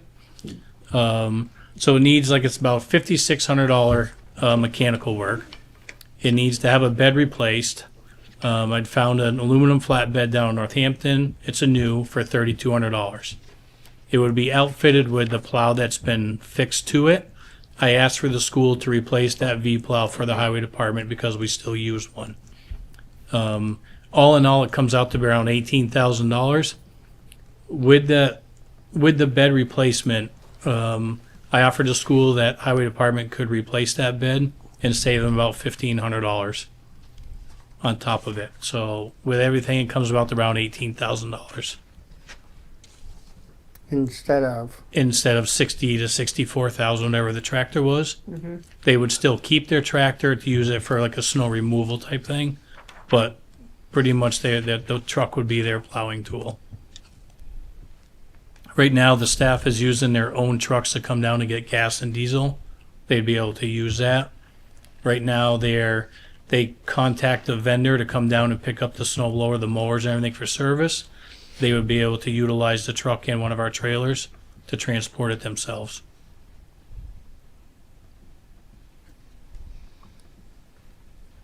As an everyday truck, it was beyond its useful life and repair for what we would use it for. But for the school, I think they'd be good for at least 5 years out of it. Okay. And based on what you described and what I asked earlier, this be more of a multi-function tool for them than a single-use tractor that they wanted for Correct. Yeah. 5 times more. And still, again, they may still need to put a little bit of money into their tractor, but in the end, it's about a $40,000 savings. And they would be able to do this out of their current operating budget. Okay. this year. The This current year. one they have Yep. now, yeah. So it's really a $60,000 capital savings. Correct. 60 something. Yeah, I think the tractor was around 64, if I remember right. Glenn, what else do they use the tractor for? Is it strictly a snow removal tool? It's just snow removal. It is. Yeah, okay. they have a mowing deck for it. I don't believe the mowing deck's been on for a while. Okay. They have zero turn mowers. Okay. It's primarily for the parking lot areas that Correct. they use that? Yeah, they plow the whole parking lot. We plow the grueling circle part as it's a town road. But they do all the parking area. They do out back. They clear off the basketball court. Can you say that again? You plow what? We plow the grueling circle, which is the entrance way in and a circle out. It's actually a town road. Is that its name? Grueling circle. Yes. G-R-E-U. I had no idea that was a road. Not either. Or It's that part it of our had a name. Chapter 90 money. So I was like, is it really hard to do the circle, or what is that? Is it the name? Got it. Fascinating. Well, things you learn. Yeah. Thanks for coming in tonight. See, you learned something. Learn something new every day. Thoughts, questions, concerns? I think it sounds wonderful. Make it so. Yeah. Okay. Yeah, I think it sounds great. I would just, I appreciate it, but I would just ask, is it, for the time and effort and the other things that the highway department has on their docket, is it worth $1,500 to put a bet on ourselves and not just have it done by someone? That's up to you all. I threw the offer out. Well, I'm not saying we can't make you rescind it, but what If you don't do what's it, the reality? what's the cost? About $1,500. Okay. I don't think it's a deal breaker for the school. Yeah. I threw it out there as an What option. does that look like for your department? Is it a couple days? It's a day. A day? All within a day. How soon do they want to have it up and running? They did not give a date. Okay. They were very appreciative of the offer and Okay. and would appreciate it. If So they got their capital request approved, they'd be looking at July 1. Yes. So that gives us a few months. well, yeah, but it Well, they would wanna have do to it be this out of year. this I operating know. budget, that's all. I was going to say, but the winter 26 was all they were looking for, right? Or 20, I don't know. Does winter fall in the following year or the current year? But anyway. Yeah, The I next don't winter, I don't right? think they're expecting it for the next snowstorm, anything like that. No, not at all. And it would be at our time frame. I'll leave it to you then. I guess I'm just, for one day, I don't have a concern either way. It's your choice. You work it out with them, as far as I'm concerned. You guys good with that? I'm good with saving 64 grand. Absolutely. Absolutely. If you're all good with it, I can reach out to Beth tomorrow and let her know and at least get the purchase parts going. Do we need to do anything around lighting, decals, badging, all that? Is that all part of what you're planning, or is that a little Lighting more was money? the safety lighting will still stay on it. Okay. It'll just get moved from the headache rack onto the cab guard. I don't know, does the seal decal stay on it because it's still a town vehicle? Or is it different because it's the schools? Probably just have it lettered Erving Yeah, Public with Schools or schools. something. So it's minimal. It's minimal cost. And there would just have to be a transfer through garaged address through the insurance company. Yeah, you'll. So if you all vote to transfer custody to the school department, I'll take care of the RMV and the insurance company. Okay.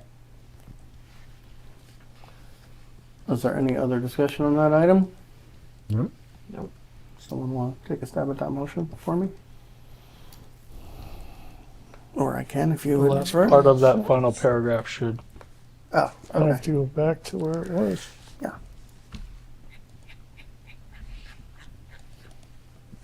Final paragraph of page 8. 8. Did I miss something? So, I guess I missed something. alright. Okay, go ahead. So I would like to make a motion that we deem the F-350 truck from the Highway Department as surplus equipment and transfer custody of the truck from the Highway Department to the School Department, conditioned upon the school committee's acceptance. Second. Any other discussion? All those in favor? Aye. Aye. Thank you. Thank you. Thank you for that one. And so we'll also need to pull that capital request once we get confirmation that that's good to go, which sounds like we're already there. I think the school committee chair was putting it on next week's agenda. So Okay. we should know soon. All right. Discussion regarding the FY26 snow removal pilot. So when I met you all for budget request time, we didn't have we have a line item for the snow removal contracted services, but not a number. We had thrown a number out there when we first initially talked about this, but didn't have nothing set in stone. When I met, I said that I could come back the end of February and come up with a number, let you all know where we're at for a number for going into next fiscal year. Mother Nature stopped that twice. So here we are. To date, we're around $50,000 in contracted snow removal. When we ran this last week, we've had 2 storms since. I don't have the invoices yet, but I believe it's probably going to be an additional $5,000 to $6,000 on top of what you see here. As for snow removal supplies, you can see historically it's gone up a little bit as much as we've tried to keep it under budget. This year, we've had 3 24-hour freeze and rainstorms, and one this past week, about 12, 13 hours of freeze and rains. That's enough to chew up anybody's budget, and that's what usually puts these small towns' snow material budgets way over. So right now, we're about $8,000 over in our material line.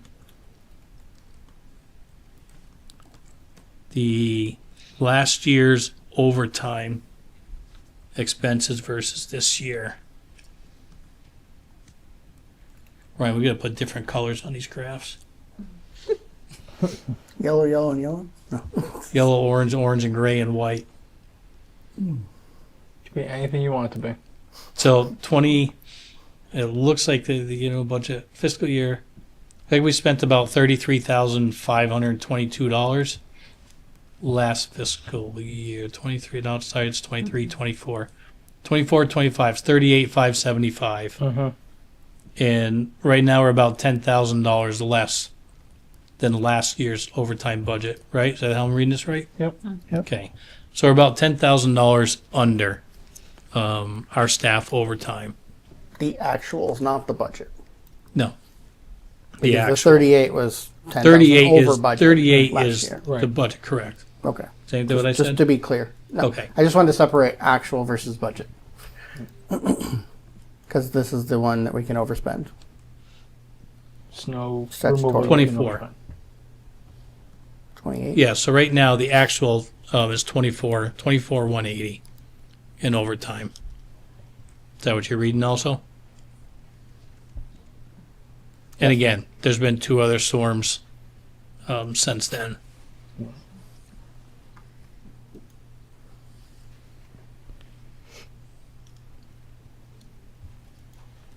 Earlier on, you said there was an additional 5 or 6. Was that in material or in contracted services? It's in material because contracted services we didn't have a number. We have a $2,400 expense from last winter where we used them for one storm.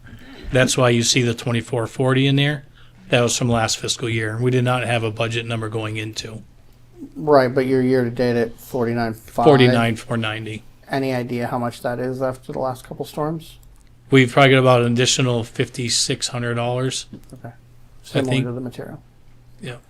And then an additional $8,300 in material. 83? Is that what you said? Yeah, we have a $40,000 budget for material. oh, yeah. And we're at 48,297. But you said there's another 5,600 or so on top of that. Correct. So ordinary expenses overall is going up more than 10 more Correct. as of last week. Yeah. And I don't foresee us buying any more material. Because Does that mean there have no more this snow and last ice? storm was the last storm. Can we make a motion on that? I would, Right? Can we, like, is that a what happens if guarantee, it please? fails? I don't think it'll fail.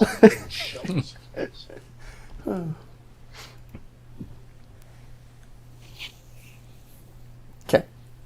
So I guess a couple things, right? Like, thank you for putting that together, right? Well, a couple is that we never know what Mother Nature's going to do every year, although it seems to be trending a certain way in the last 3, according to the budget. Mm-hmm. So we don't normally adjust this budget. As you can see, we were over last year, but we didn't make any changes. given the other changes we made this year, as well as the storm volume, I think we need to make some adjustments for next year's budget. Yeah, I mean, we haven't had back-to-back 3-day storms in a long time, and it's about what it was. It was about every 3 to 4 days we were getting something this year. So I guess they're calling it the typical New England winter this year of what we used to have. Yeah, exactly. But at the very least, I think with the other changes we made, $68,000 budget, even on some of the later years, probably wouldn't cut it anymore. Correct. Right. So We've typically been well stocked in material at the end of the season. This year we will not be. we'll also be starting out in more of a deficit than normal next year. Correct. Okay. Yeah. Also, I think we need to keep in mind that if we didn't have a contracted service, this overtime line would be way over right now. Yeah. Absolutely. Yeah. Yeah. Oh, I don't mean that's a really good point. I mean, that's why the overall budget went up. It's just a shift in where the money would land. It would definitely still be way high, regardless. Do you have any directional recommendation on what you'd like to request if we were increasing it? I think just with the historic on the supply part, I think we need to probably go up 10,000 and put about 50,000 in for the salt. Again, crystal ball as services wise, or if we're trending this way, I don't think a $50,000 is going to be a hard thing to spend next year if the storms are tracking, patterns are changing for us.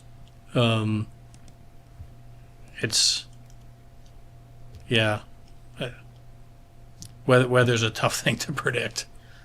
But I know we need a number in there.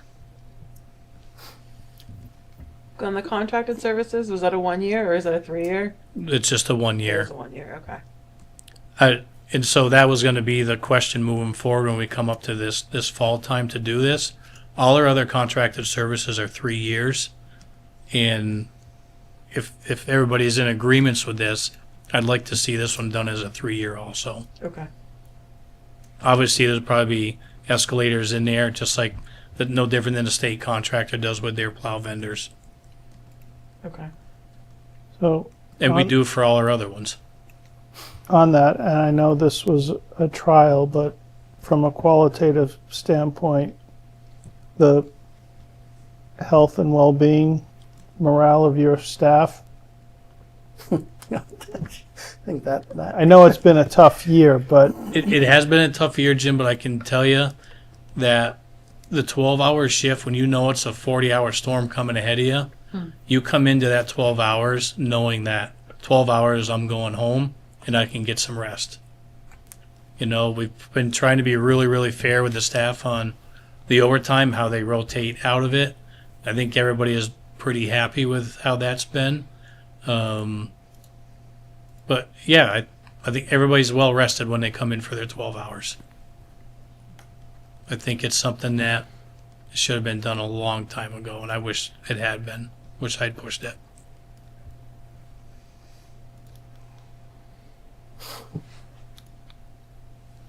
And then in terms of the wages side of it, I'm sure it's higher than that now, but where we're going to land, like if we just assume this is the new normal, which I hope it's not, but would you recommend an adjustment to that 28.6, or do you think that's pretty close? I think we're going to be pretty close to that for this year. So I think that's okay. In future years, we're going to track all plow wages, not just overtime. So during the daytime, like regular shift time, Yeah, that's right. we're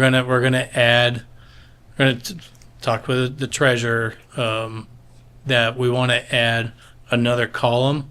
So even if it's your regular shift, we want it to be under a snow account. So all snow time is accounted for, not just a callback and overtime. I like it. Is there, to kind of help gauge towards next year, is there any way to even kind of back of the napkin that out, right? Like now?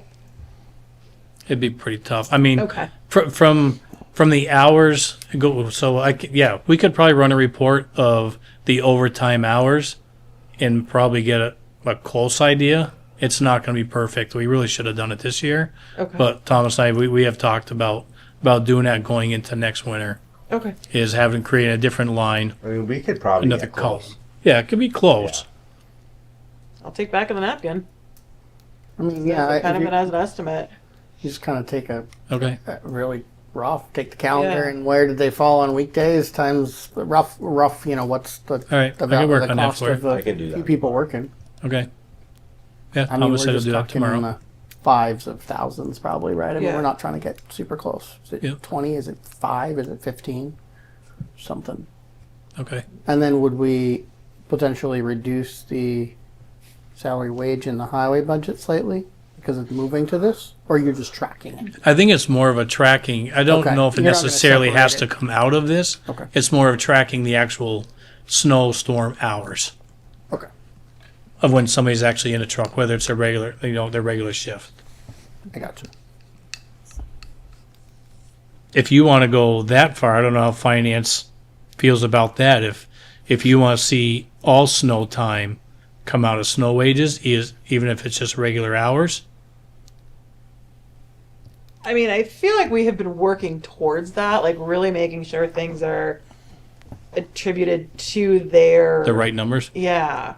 Well, I think that's how it should be. It's transparent and it Yeah. really shows how much the whole season costs versus just overtime. And yeah, I think it's a good idea. I'd agree. So we can give you a rough number for this year. Going to next season, we'll be tracking every hour of a snowstorm. Okay. And then I'm on the fence on I think we have to think about what would we do with the highway budget if we budget it in here for salary and wages, or would we leave it there too? Because if it's on weekends, it's in here already, and nights and all that. If it's not, it was in both. I tend to totally agree. I think snow and ice removal should be the whole picture. So give us some better sense of the trends, because we don't have the full trend here because we don't have Right. all the hours. Right. I like it as a tracking tool, but if it doesn't snow, those guys are still coming to work for their regular jobs. Right. Exactly. Right. So I think maybe we just leave it. My recommendation was just leave it in the highway budget. We add what we would need to in here for tracking it all. And then if there's a shortfall, we know, like, there's more hours got spent here than there's room in that budget to use that money here instead of having to fund it. If that makes sense. Yeah. A little more cushion on it. Okay. So right now I've got about 60K increase here, and then we need to add more to the wages based on what you guys come back with, Correct. which I'm guessing will be less than $24,000, but I don't know. I think so. Okay. Any other questions or data on the snow removal at this point? I don't think so. I can give you a total number as soon as we know we're in the clear. We just said we were done. Yeah. We'll set budget before that, so. We are getting a blizzard this weekend. Thanks. I'll Glenn. make a motion, there's no more snow or ice storms for the Second. remainder of this fiscal year. Just don't take those plows off can until make it like happen. August 1st. yeah, don't take them off. It'll be fine. The minute you do. And then in terms of a 3-year, I think let's, maybe for the board's sake, let's revisit, like, when the season is truly fully over. We'll do an overall assessment of how did it go, give us that data quantitatively and Yep. qualitatively. How was the services, and what, if anything, would you want to see different? And then we can talk about what that might look like for a multi-year. Let's get through this fiscal year, so after July, like early July. When the snow's done, and you have the data. So if For that's that part of July, sure. Okay. Yeah, I mean, because the contracted services, I think we would work on it over the summer for Yep. for the fall and for next winter and then beyond. Yeah, we just won't wait till November. Yeah, let's not do that. Let's not do it in November, and we don't need to do it in March. Right. Okay. July would be fine. Yep. Yeah. Yeah.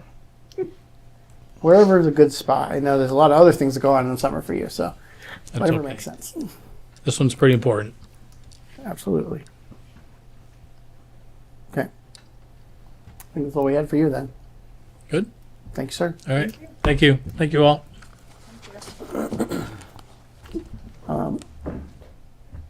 For joint, we've got the revenue estimates and we've got the former IP mill paper site.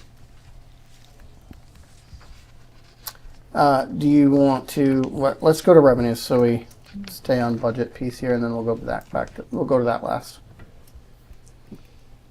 So you've put it in here for a little while. We haven't talked about it yet. So here's our estimated revenues. Right. And it has the standard stuff we normally put in here. These receipts and charges are the latest, right? Those. These were as of 3.5 weeks ago, 4 weeks ago. Okay. So you're right. It's been on our docket for a little bit to start to review it. It includes the governor's recommended budget numbers. It did not yet include any movement by House or Senate. Is this adjusted for anything we used in the STM? I have not updated it from STM, but Okay. for your next review, I will double check if House or Senate has moved, and I will make the updates for the STM balances. And we don't have any new growth? We're currently zeroing out new growth. Have you heard anything from Diane about expected? I have not at this time, but I always start from assuming there's zero until we get a little further into the budget. I'm also waiting for confirmation from the treasurer. I know that at a joint meeting at the end of January, you asked if an interest rate was going to be negotiated with our primary bank, and I know she was working on that. So I haven't gotten the update as to what was locked in, but I know she was working on that, so I will get you that answer as well.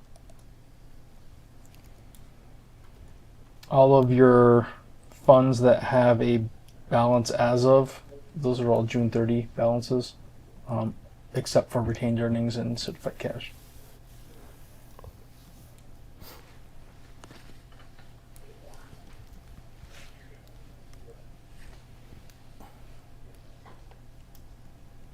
Do we not have estimated Montague yet because the agreement's not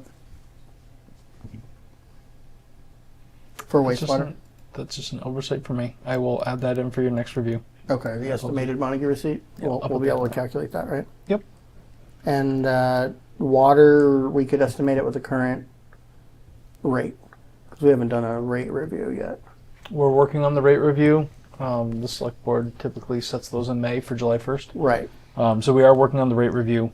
The question I need you to answer as a capital and FinCom and select board is there a target that you're trying to raise and appropriate in the water fund that would be dedicated towards your capital stabilization fund? So last year was the first year you had the funds created, and the voters supported it. And when you set the rates, we, I think, set it at $13,000, whatever it took to balance the budget. We had a couple things that decreased, and we kept the budget largely level funded, but we took that capacity and just raised it into that newly established fund. So am I doing that again, or do you have a target that you're looking to raise and appropriate into the stabilization fund for capital? That would be important to help us set the rate. I think part of that would come from advice from the department head. Agreed. So Agreed. I think that maybe we should invite him to attend and Okay. discuss that with us, because I do think that, to me personally, that should be his recommendation. Got it. So he's going to be working on that over the next few weeks. Probably won't be in time for your March 16th, but maybe your subsequent meeting.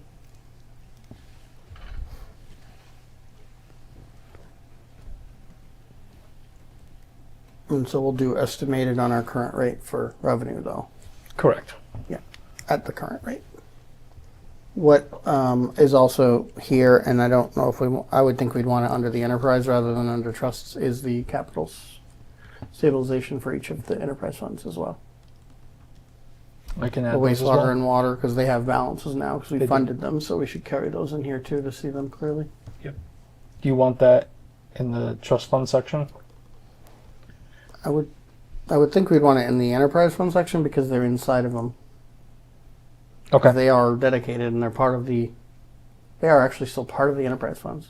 They're stabilization within the enterprise, right? Technically. They're set up legally to be special purpose stabilization funds, but they are their own trust fund. Got it. Okay. They just have a very. But they have the specific same purpose. requirements to move it to something not designated as the enterprise funds do. Correct. So. And they're yeah. interest bearing. So. I guess that's up to the group. Do you have a preference where they land? Under trust or are they under the enterprise? That they're tied to? For a special purpose tied to? Yeah, I don't really have a choice between the two, but enterprise sounds like it's the right spot for it to me. Okay. I defer to Brian. Okay. And it's also possible that we've gotten a update from Bartholomew. Like maybe Or we're December our 30th. balances, we could get our end of year. Yeah, so let me see if we've received that as well. Okay, thank you. I tend to agree. I'm not tied to them being anywhere specific, but Okay, just to reflect. if it makes sense with them or not with them, whatever. Okay. And you'll update for all of the STM items because some of these are changed from that. Your general stabilization was free one cash. source, and we did a little bit of free cash. So I will, yes, I'll make those changes.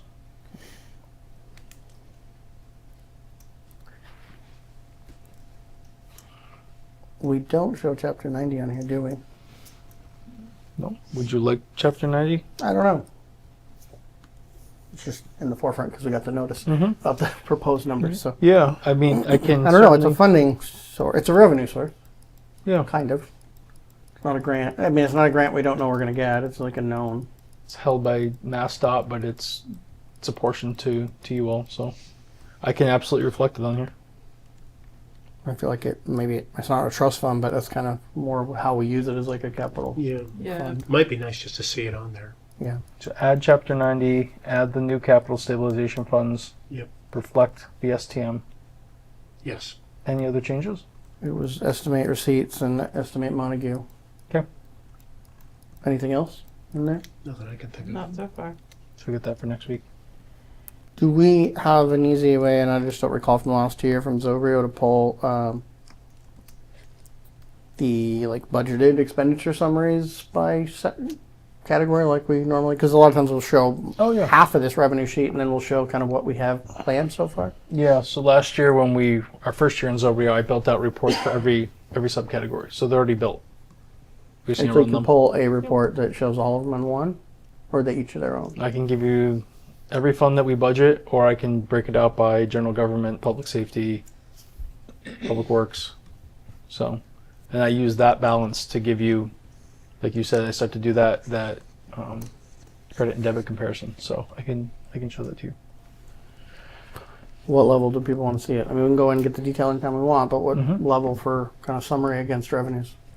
We want it in the larger general safety wastewater, or do we want like department by department? I would say, why don't we start with it a little more broad spectrum, and then if we feel we need that level of detail, then we can move from there. So I'll run it like I have in the past years. Okay. And then, well, we haven't talked about next meeting, so we can come back to that. But in terms of what do we put on that for capital too, projected? Don't know if capital's ready to give any direction on that for the summary, or if we want to just carry everything that's in there, or carry nothing until they meet. In terms of the planned expenses or potential expenses, shouldn't say planned; they're not decided yet. Any take on that, capital? Zero or all? Okay. Definitely not all, because I don't want to give an impression that we're moving every single thing forward.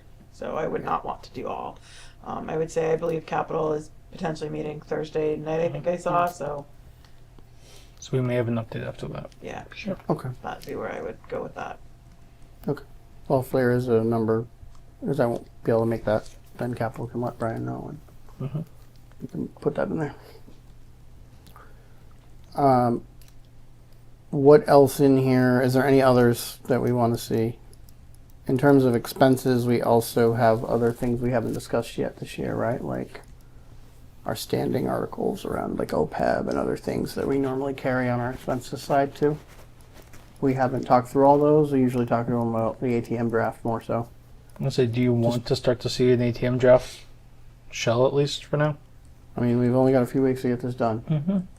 So, yes. Okay.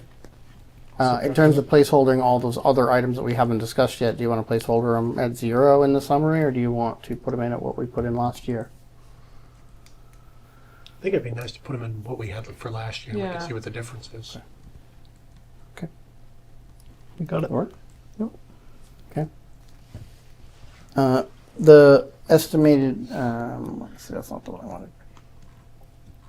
The estimated receipts is where we carried interest and excise and all those other things, right? Is that where all In the of that stuff we local talked receipts, about? In the local correct. receipts last year? Okay. Correct. That's one that we didn't really talk about, and I think we probably should do a comparison on where we were last year versus what we budgeted last year. Because we've been using and budgeting that a lot more accurate, or a lot more than we did in the past. We didn't really. So you want just a 1 year look back? Like a 2025 I don't know. budget to comparison? I don't know how far we want to go. I just know that we're actually using that money now, and I think we used to Yeah. put like 100 or 200 in there and never talk about it. In the last couple of years, we've started Okay. talking about it, looking at what are the sources, changing the numbers, and funding the budget from there. So I think we should rationalize the 580 Mm-hmm. and make sure the interest rate, the big factors that are going into that, and if there were any new ones. Okay. I'm a give me the data person, so how hard is it for you to give us like a 5-year look back?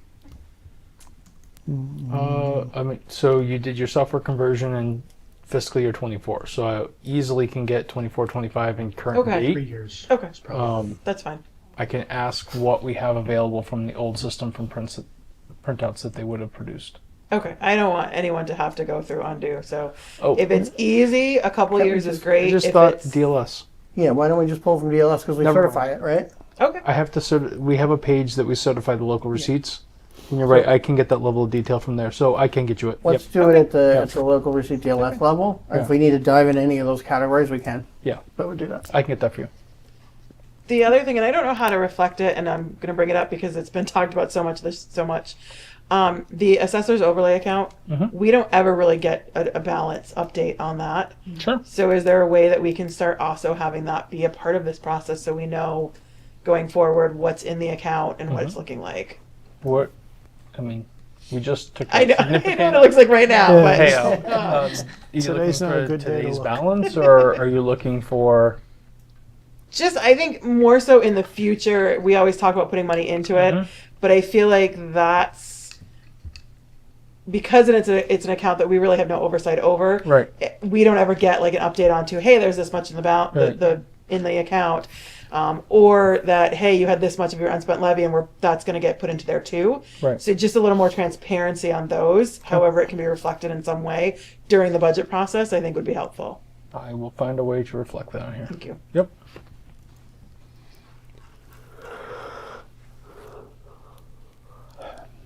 Okay.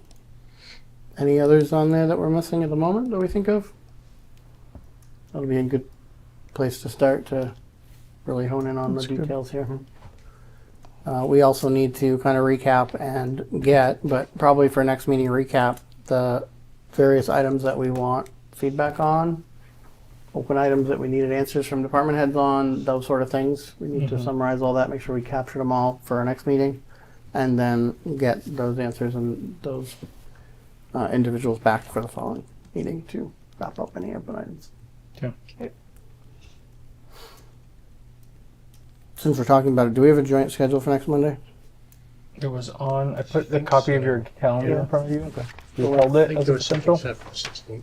So let's hold that then for 7. 16th and the 23rd. Yeah. I think we'll probably need them both at this point, so. As much as we have prepared, we will review, and if anyone has any open questions and items that they remember from all these reviews that they want addressed, bring those. We'll get those all summarized. Whatever we have for ATM draft, if we have any yet, and revenues we'll talk about. Right. And capital if they're ready to talk about it as well. Okay. Okay. Anything else on budget before I go into the IP mill? Okay. Discussion, a review of the report regarding the former International Paper Mill site. Talked about this a little bit and asked everybody to kind of take a minute and review it. And then we also asked for updates from Ty and Bond with regard to costs and such, right, of different scenarios that were recommended or discussed. However, I believe there's a newer update for us, right? More of a Or question. request Yeah. that we should consider. So, at the conclusion of the work that R&D did for you all and the report that you all received and then we presented a few weeks ago, we shared that with all the stakeholders who participated in the process. That was part of the agreement that we had, that we would share those. It's a public document anyhow, but we would share it with them, and offered if any of them wanted to meet with us just to let us know. And so one of the developers took us up on that offer. So Mass Development, myself, Glenn Johnson Mossad, and the potential developer scheduled a meeting. We talked through the report, and so a couple questions came out of that. One was a question about whether or not you all would be interested in re-releasing the RFP, largely as it was previously issued a few years ago, that was seeking, I think the most advantageous respondent would have had a mixed reuse of the property. And so there was a open question about whether or not you all would entertain that. There was some questions about where we are with zoning, and some zoning has evolved in the last few years since the last time we released the RFP, so we shared those updates. And so there was a question that also came up about whether or not the town would consider additional zoning options under state statutes. Those are all local adoptions, and so I referred those topics to the planning board for review. If they think those things make sense, then we can have a conversation about that, but that's not really anything that we can do here at the table. And then the last question, sort of tangential to the RFP process, was a question about different approaches to redeveloping a site where there may be just inherent risk. You need a developer to picture it like a dance, you need somebody to take a step forward, right? And so if you're asking a developer to take a step forward, well, what's part of the proposal that would make their risk as mitigated as it reasonably can be, mitigated? And similarly, the town needs to take a step, and they need to understand what potentially a developer can do to minimize the risk back to the town. So we're kind of in that conversation. And so an example came forward from the state for how they are handling the Munson State Hospital. So that's a site that has been sitting for probably the last 40 plus years since they shut down the state hospital systems. And that campus has many buildings on it, and it will take quite some time to redevelop that campus.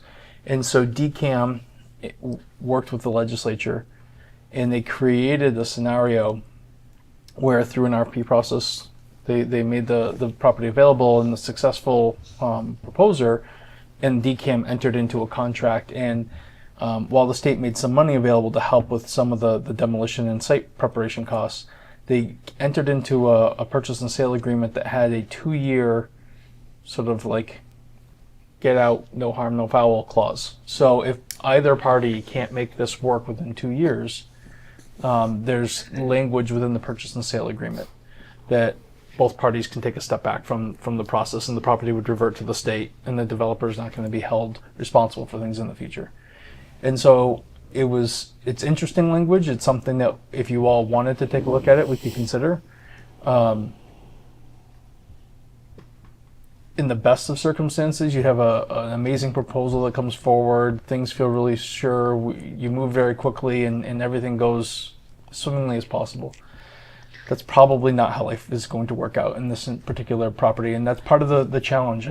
We had the conversation with them, and part of, I think, what has made some developers potentially anxious about responding is we're asking for a lot of detail, and we're asking for it to feel like a really sure thing, because we want this risk removed from our plates as quickly as possible. And I think that they're acknowledging our perspective on that and why we're asking for that. At the same time, they're saying that's not something that we really can do for you. And most developers in our position wouldn't be able to do that either. Is there more of a middle of the road approach where everybody's willing to take a step forward, but there's a clause to get everybody back out of this arrangement if it can't truly move forward. And so I'm happy to share those examples from the state if that's something that people want to look at. I made it clear that we would have to come back to you all and discuss these options and to see if you wanted to spend any time exploring them. We're in the middle of budget season. I made that very clear that this is probably the hardest moment to try to add in one more sort of technical review of legal documents and things of that nature. So it's probably not something we could really spend a lot of time on in the next month. But if that's something you want to know more, it's something I could engage legal counsel on. I could bring drafts to you all. You all could weigh in and talk about what you like or don't like. And if you're feeling good about it, you could consider whether or not you want to release that RFP.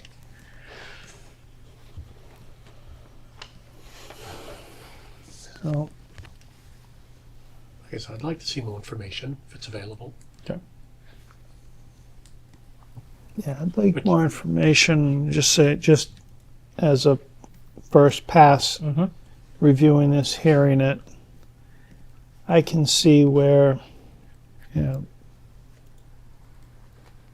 getting into granular details for, you know, the site plans for the development might be more they're willing to, you know, bite off.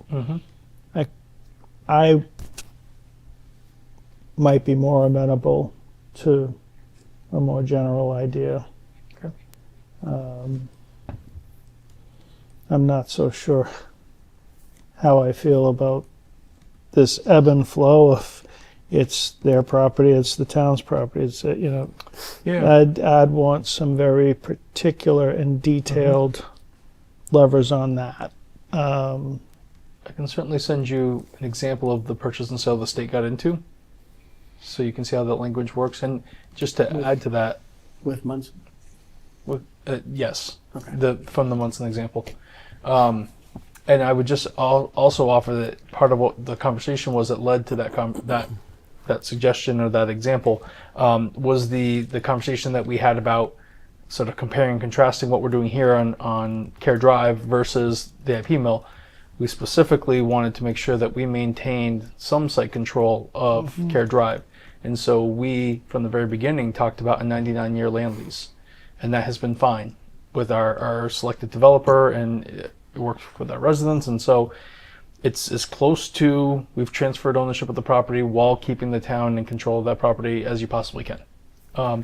We've had this conversation with this other development team on the commercial side of things, where you're talking about investments in industrial commercial properties. And they're finding that some of their funders will not accept a 99-year land lease.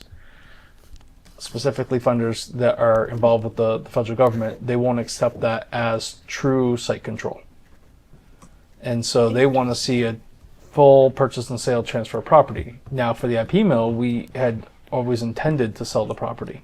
And so that's how that original RFP had been written to begin with. So we were just comparing and contrasting the different legal mechanisms to dispose of property.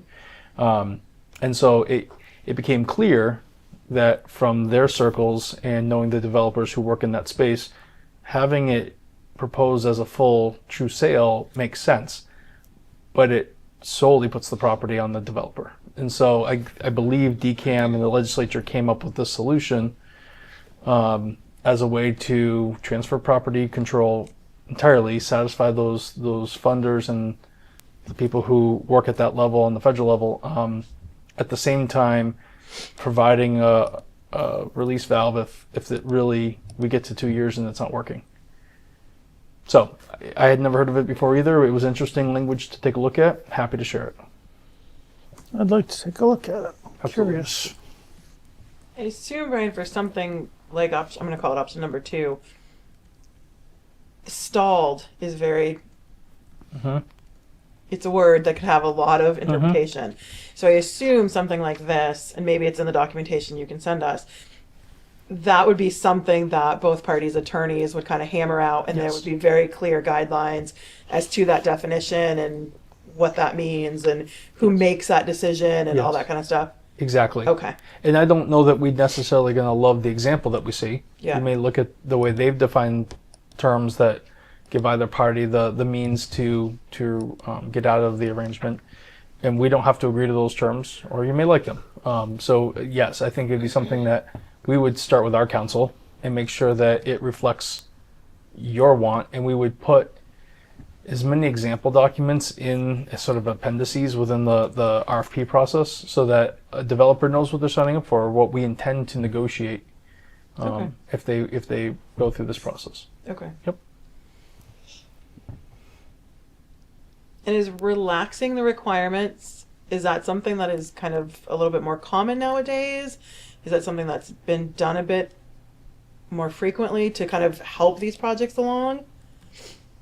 I don't know enough about the market and development projects to know if it's more common. Okay. What I would say is the feedback that we were getting is that the level of specificity that we were looking for would sort of pigeonhole a project to meet a very specific type. And actually, let's use Care Drive as an example. The town initially started down the path of senior housing only. Yeah. And it was only through the RFP process and a proposal that came forward and said, would you consider this portion of multi-generational in addition to the senior housing? It's the only way for us to be able to balance the project and financially make it work, right? Okay. Had a developer not come through that process and proposed that option, we may not have gotten any responses. Okay. And it was, thankfully, everybody agreed and the voters agreed. So I think using that firsthand experience that we had during that project, and now hearing from other developers that having some flexibility, not only in their model because they know what their financial makeup is and how they can make a project viable, but also having the flexibility between their funders and any regulatory agencies. You know, we got into the conversation about historic tax credits and what that may or may not mean for their project viability.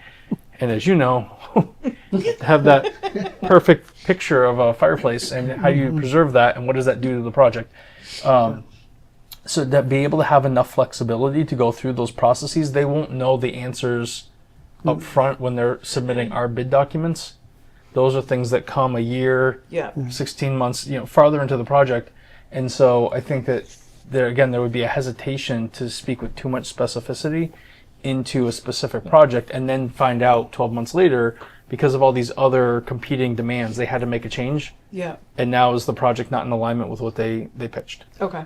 And it was to that point exactly why I said I can identify where those, because the project that was referenced, we put forward a proposal and it was conceptually what we wanted to do. And we were, up front, this is what we would like to do. And there's a bunch of factors that happened before we got to a bid set of documents. Yep. And it looks mostly like we originally intended, but there are different stakeholders that had different requirements. So the end result is very close to what we originally proposed, but there's a lot of things that happen along the way that you don't know about from the onset. Right, right. So that's, again, why I would be more amenable to something conceptual in nature than detailed. Yeah, that makes total sense. And actually, that's the word that was used, so I think that's a perfect framing for it. Yep.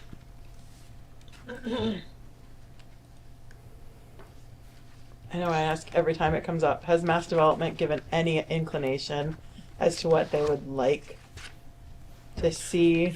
They want us to keep making progress. They want to continue to be your partner on this. And so they're engaging in all these meetings with us. I mean, at some point they would like to see us move. And so whether it's an RFP, whether it's asking the voters if they would consider any appropriation to accompany the $600,000. Do they have an idea of what they would like to see for an appropriation? They will not tell me a number. I've asked multiple times.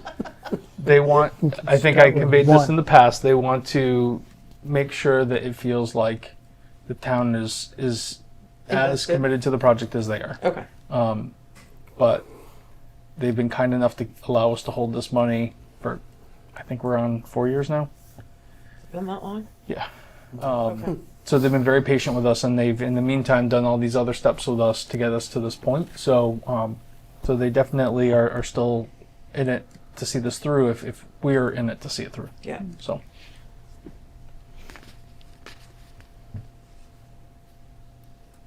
So more information. I will happily get it out to all of you. Anything else we Nope. need to move that forward? Um, Or a decision for, to a decision? I would say Brian and Glenn are probably the most familiar, and so I would like a recommendation on what. I don't want to call it a match to Matt's development, $600,000 that we've had for probably way too long, but just an idea. If it is something we are going to consider talking about and potentially putting in a budget number, I'd kind of like a ballpark. Okay. And I feel like asking or finance or capital coming up with something is let's just put some numbers on a dartboard and. Okay. So if you guys can give a recommendation on what you feel might be necessary, would be helpful. Okay. We'll do that. Thank you all. Okay. That's all I had.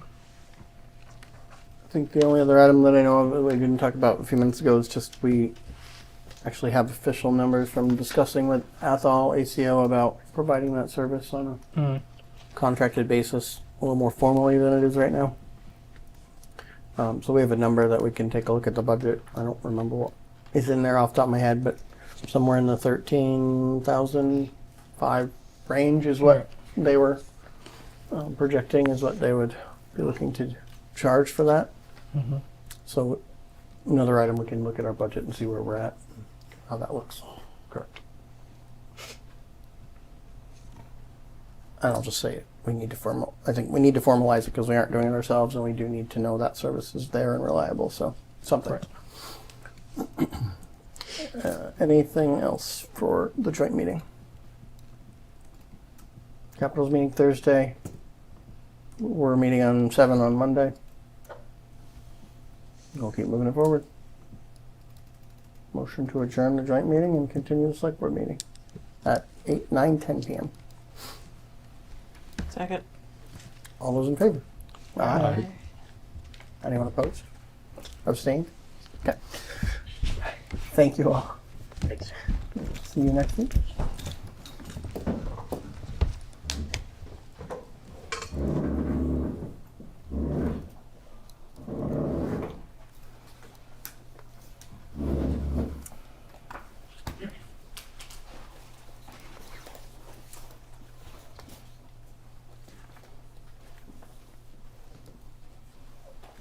In terms of regular business, I think the only item left was IT, correct? That's it.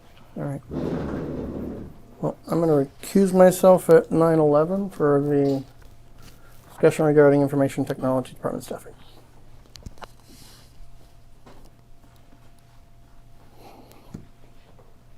So in your packets is an updated draft with red line edits of the position description that you all looked at about 3 weeks ago, 3.5 weeks ago. And I tried to capture the feedback the two of you provided me. Mm-hmm. And while you're looking at that, I've been copying Selectman Benbury. We've been working with EOTS. They've got our first application in. I collected some information that Jake had to provide. We got the first application in, and they're working to get us scheduled to meet with the vendor to do our initial foundational audit. And they've actually had a phone conversation with them last week. They've invited us to submit a second application simultaneously. Typically, they make you start with the assessment, conclude that process, then you can seek further funds. But they've invited us to apply for a second project to do our security assessments. So Yes. I can simultaneously get that application in, and they will run those projects concurrently with us, which is very fortunate that EOTS is willing to invest those types of resources in us. Okay. Any comments or input, thoughts? On the job description? Sure.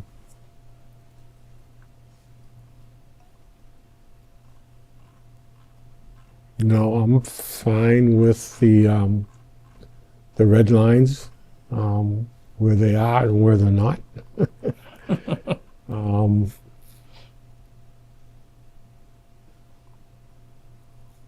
under special requirements,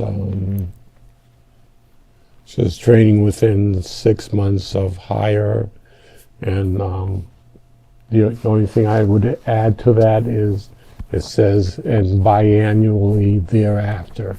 Okay. But other than that, I think the special requirements are intact and there's no further changes that are needed. Okay. And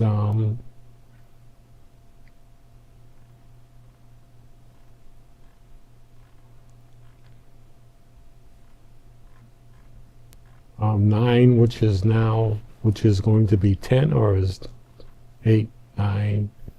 No, 10 is 10. Right. Okay. Yeah, I agree that's needs to be there, and it's, thank you, Jake. I think you managed to get that there. And serve as an active member of the town's safety and working group in development and implementation for accident response plan. Absolutely necessary.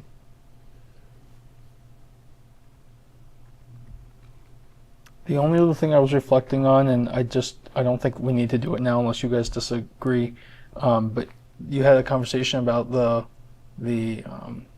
changes that are coming with AI as it is onboarding into all of our communities and into our devices. And so I don't think it needs to be that specific in here, but I think that's going to be something that is radically going to affect this job.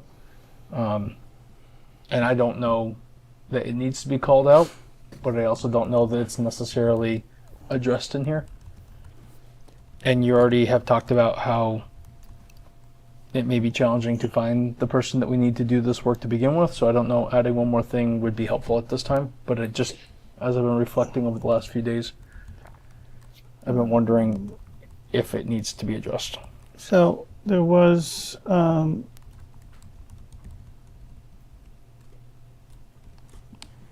so it might find room under 10 on procedural development, and it could fall under Okay.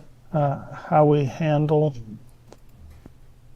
policy surrounding it. I'm also wondering if it could live and I'm trying to find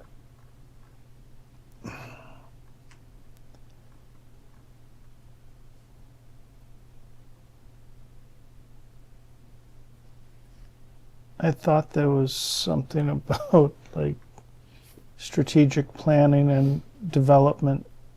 Did I? Yeah, because that would be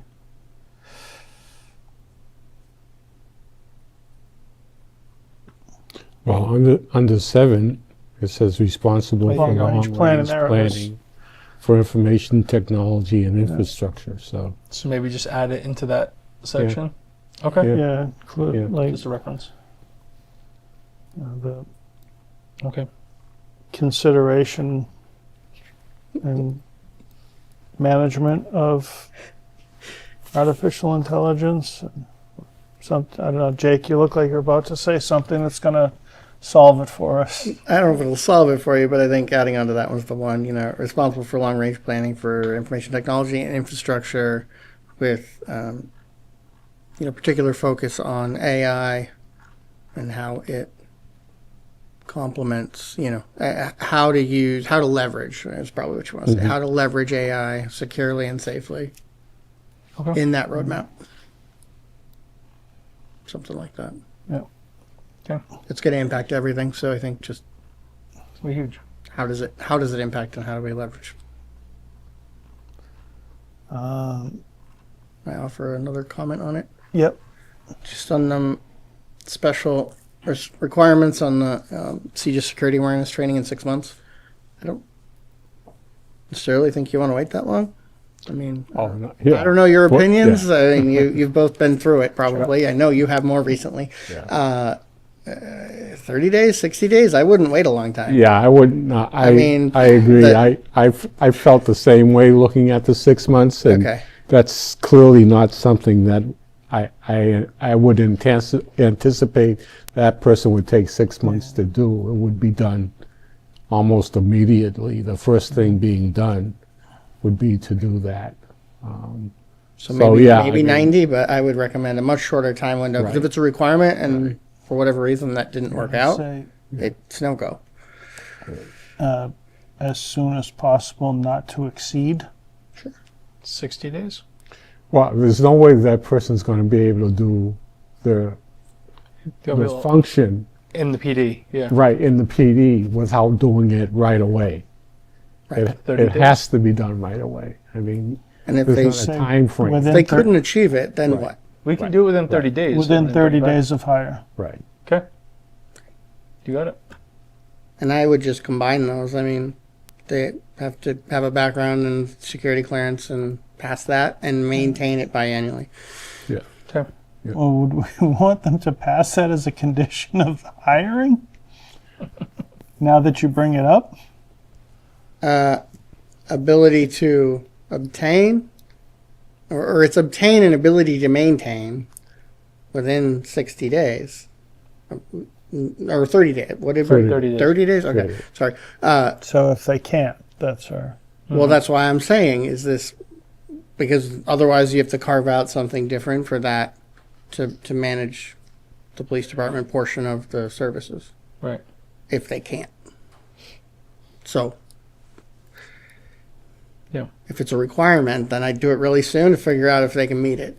Because the background and security, you know, and all of that has to be done too. So, I mean, they're going to do one for the role, I assume, anyway. Generally, we would do one. Mm-hmm.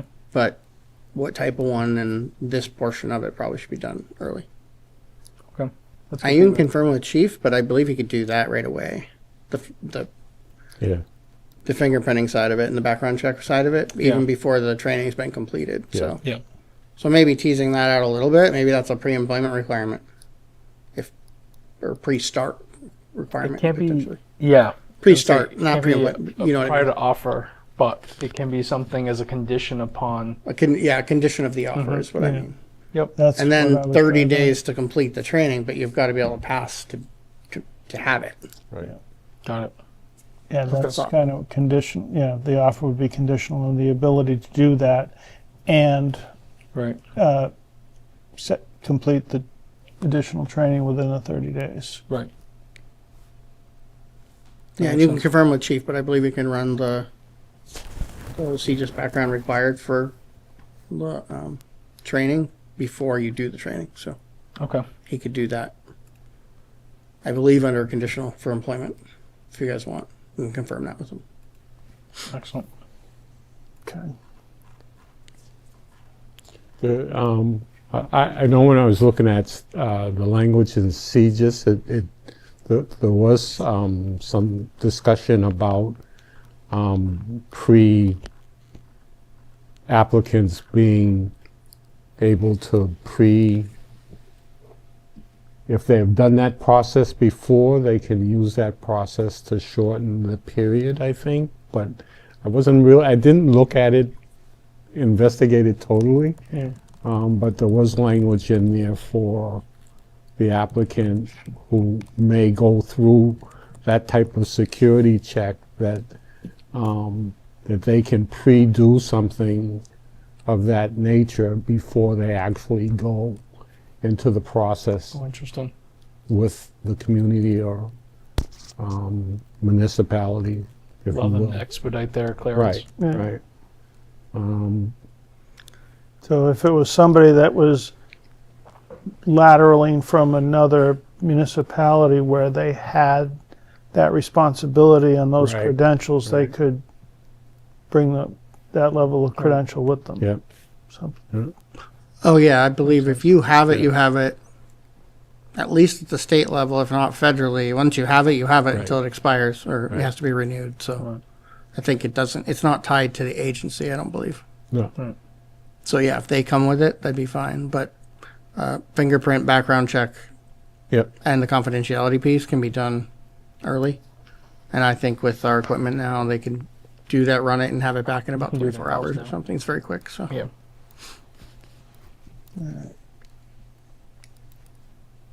Any other substantive?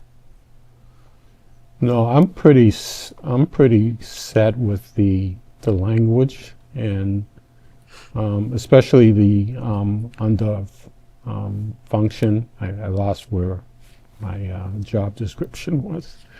Let me see if I can find Bill, it. while you're looking, do you mind if I just add? Sure.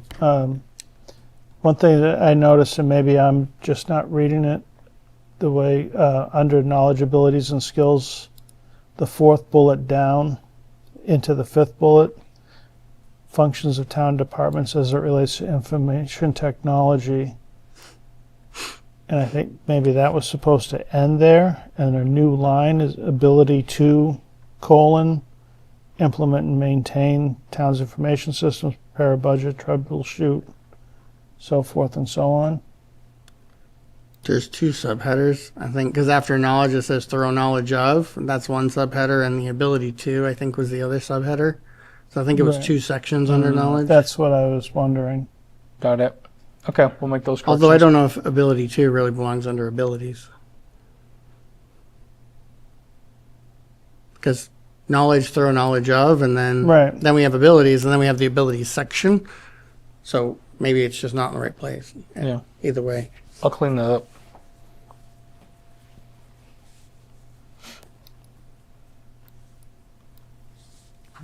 Right, as I was just reading it, it would make sense. You have thorough knowledge of these first four bullets, and then ability to implement and maintain, prepare, troubleshoot, communicate Mhm. down, and it gets to the next subsection there. Or actually runs into abilities. So do you carry bullets 5 through end down to the ability section? That makes sense. I will, for your next review, I'll have that all cleaned up. Did you? Yeah. So what I was attempting to say was under essential functions, I'm starting to feel like we can go through this process forever, and we'll keep thinking of adding things to it and adding one more thing and changing something to fit the need. But under essential functions, it clearly describes and adequately and functionally that everything may not be here. Yeah. Right. Right. And we may not want everything to be there because, I mean, we want enough of it to be there to protect us, but things will change as we go through this process, and as they change, that paragraph allows us to incorporate those changes into the job description. So, in that sense, I feel like this is as complete as it probably needs to be at this point, and we need to clean it up and then put it out. So I'll make all these corrections in one final review. Yep. Okay. For some of your positions in the past, your director level positions, we've done like a companion document called a community profile, just to give potential applicants an idea of who we are and what are some of the things that we've been working on recently and what are the things that we're hoping they're going to help us with. Is that anything that you want for this search, or it's usually about 2 at the longest? I think it's been 3 pages. It's not a ton of work to put together. I think it would be helpful in attracting the right candidate pool. Sure. People will understand, without getting too granular, that would expose us to a risk. Right. What we as a community look like, how we maybe hope to leverage technology, Right. moving forward. Word it in a way that they can understand maybe what the baseline that they'll be working with coming in. Right. Again, I'm kind of, maybe not. Yeah, you want to give a decent understanding. So are they coming in and everybody's working on standalone machines with no infrastructure in place versus, a robust network that's at a different level. So I think we need to paint enough of a picture. But to your point, we can't obviously divulge security protocols or some of the facts and data that Jake provided are certainly, I think, fair. Yeah. And Yeah. can. I think that would be a logical starting point, and I can put together a draft for your next review, and if it's close, then we can fine tune it. And if you look at it and say, "Never mind, this is not what we want," then we can scrap it. I think if you just paint the landscape with a couple paragraphs of like kind of what are they walking into, Yeah. Education is handled separately, all those kind of generalities, and you can talk in some of the numbers and systems that are really generic and not a risk of divulging too much in a generally available document. It's just a good high level of what are they getting into. Okay.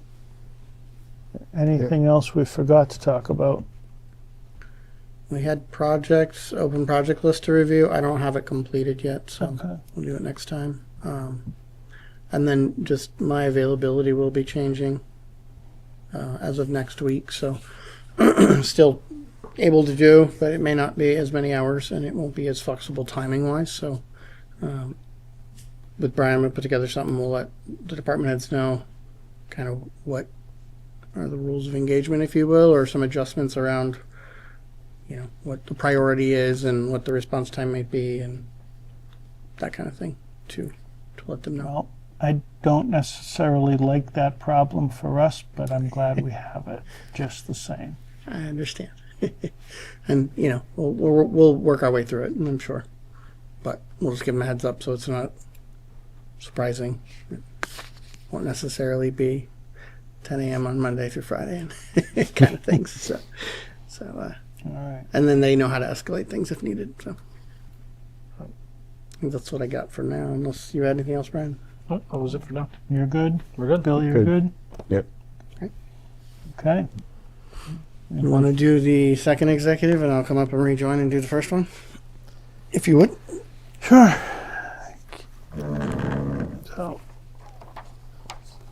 I will make a motion that we go into executive session pursuant to Mass General Laws, Chapter 30A, Section 21A4, to discuss the deployment of security personnel or devices or strategies with respect thereto. And we will not be returning to open session. Correct. And we will do that after the other executive. Oh, if you would. okay. I'm sorry. Is there a second? Second, sorry. Okay. All those in favor? Brian, would you call the roll? Selectman Moyne. Aye. Selectman Benbury. Aye. I'm assuming it's Abstaining. Yep. And then I will rejoin at 9:32. And that executive session will follow this one. I'll move that we go into executive session pursuant to Mass General Law, Chapter 30A, Section 21A3, to discuss strategy with respect to collective bargaining. If an open meeting may have a detrimental effect on the bargaining position of the public body, and the chair so declares, which I do so declare, New England Benevolent Police Association, Local 121, Police Unit. Again, we will not return to regular session, and this will come prior to the reason for executive session. I will second that. All those in favor, Brian, call the roll. Selectman Moyne. Aye. Chairman Smith. Aye. Selectman Benbury. Aye. Thank you, everyone. Have a good night.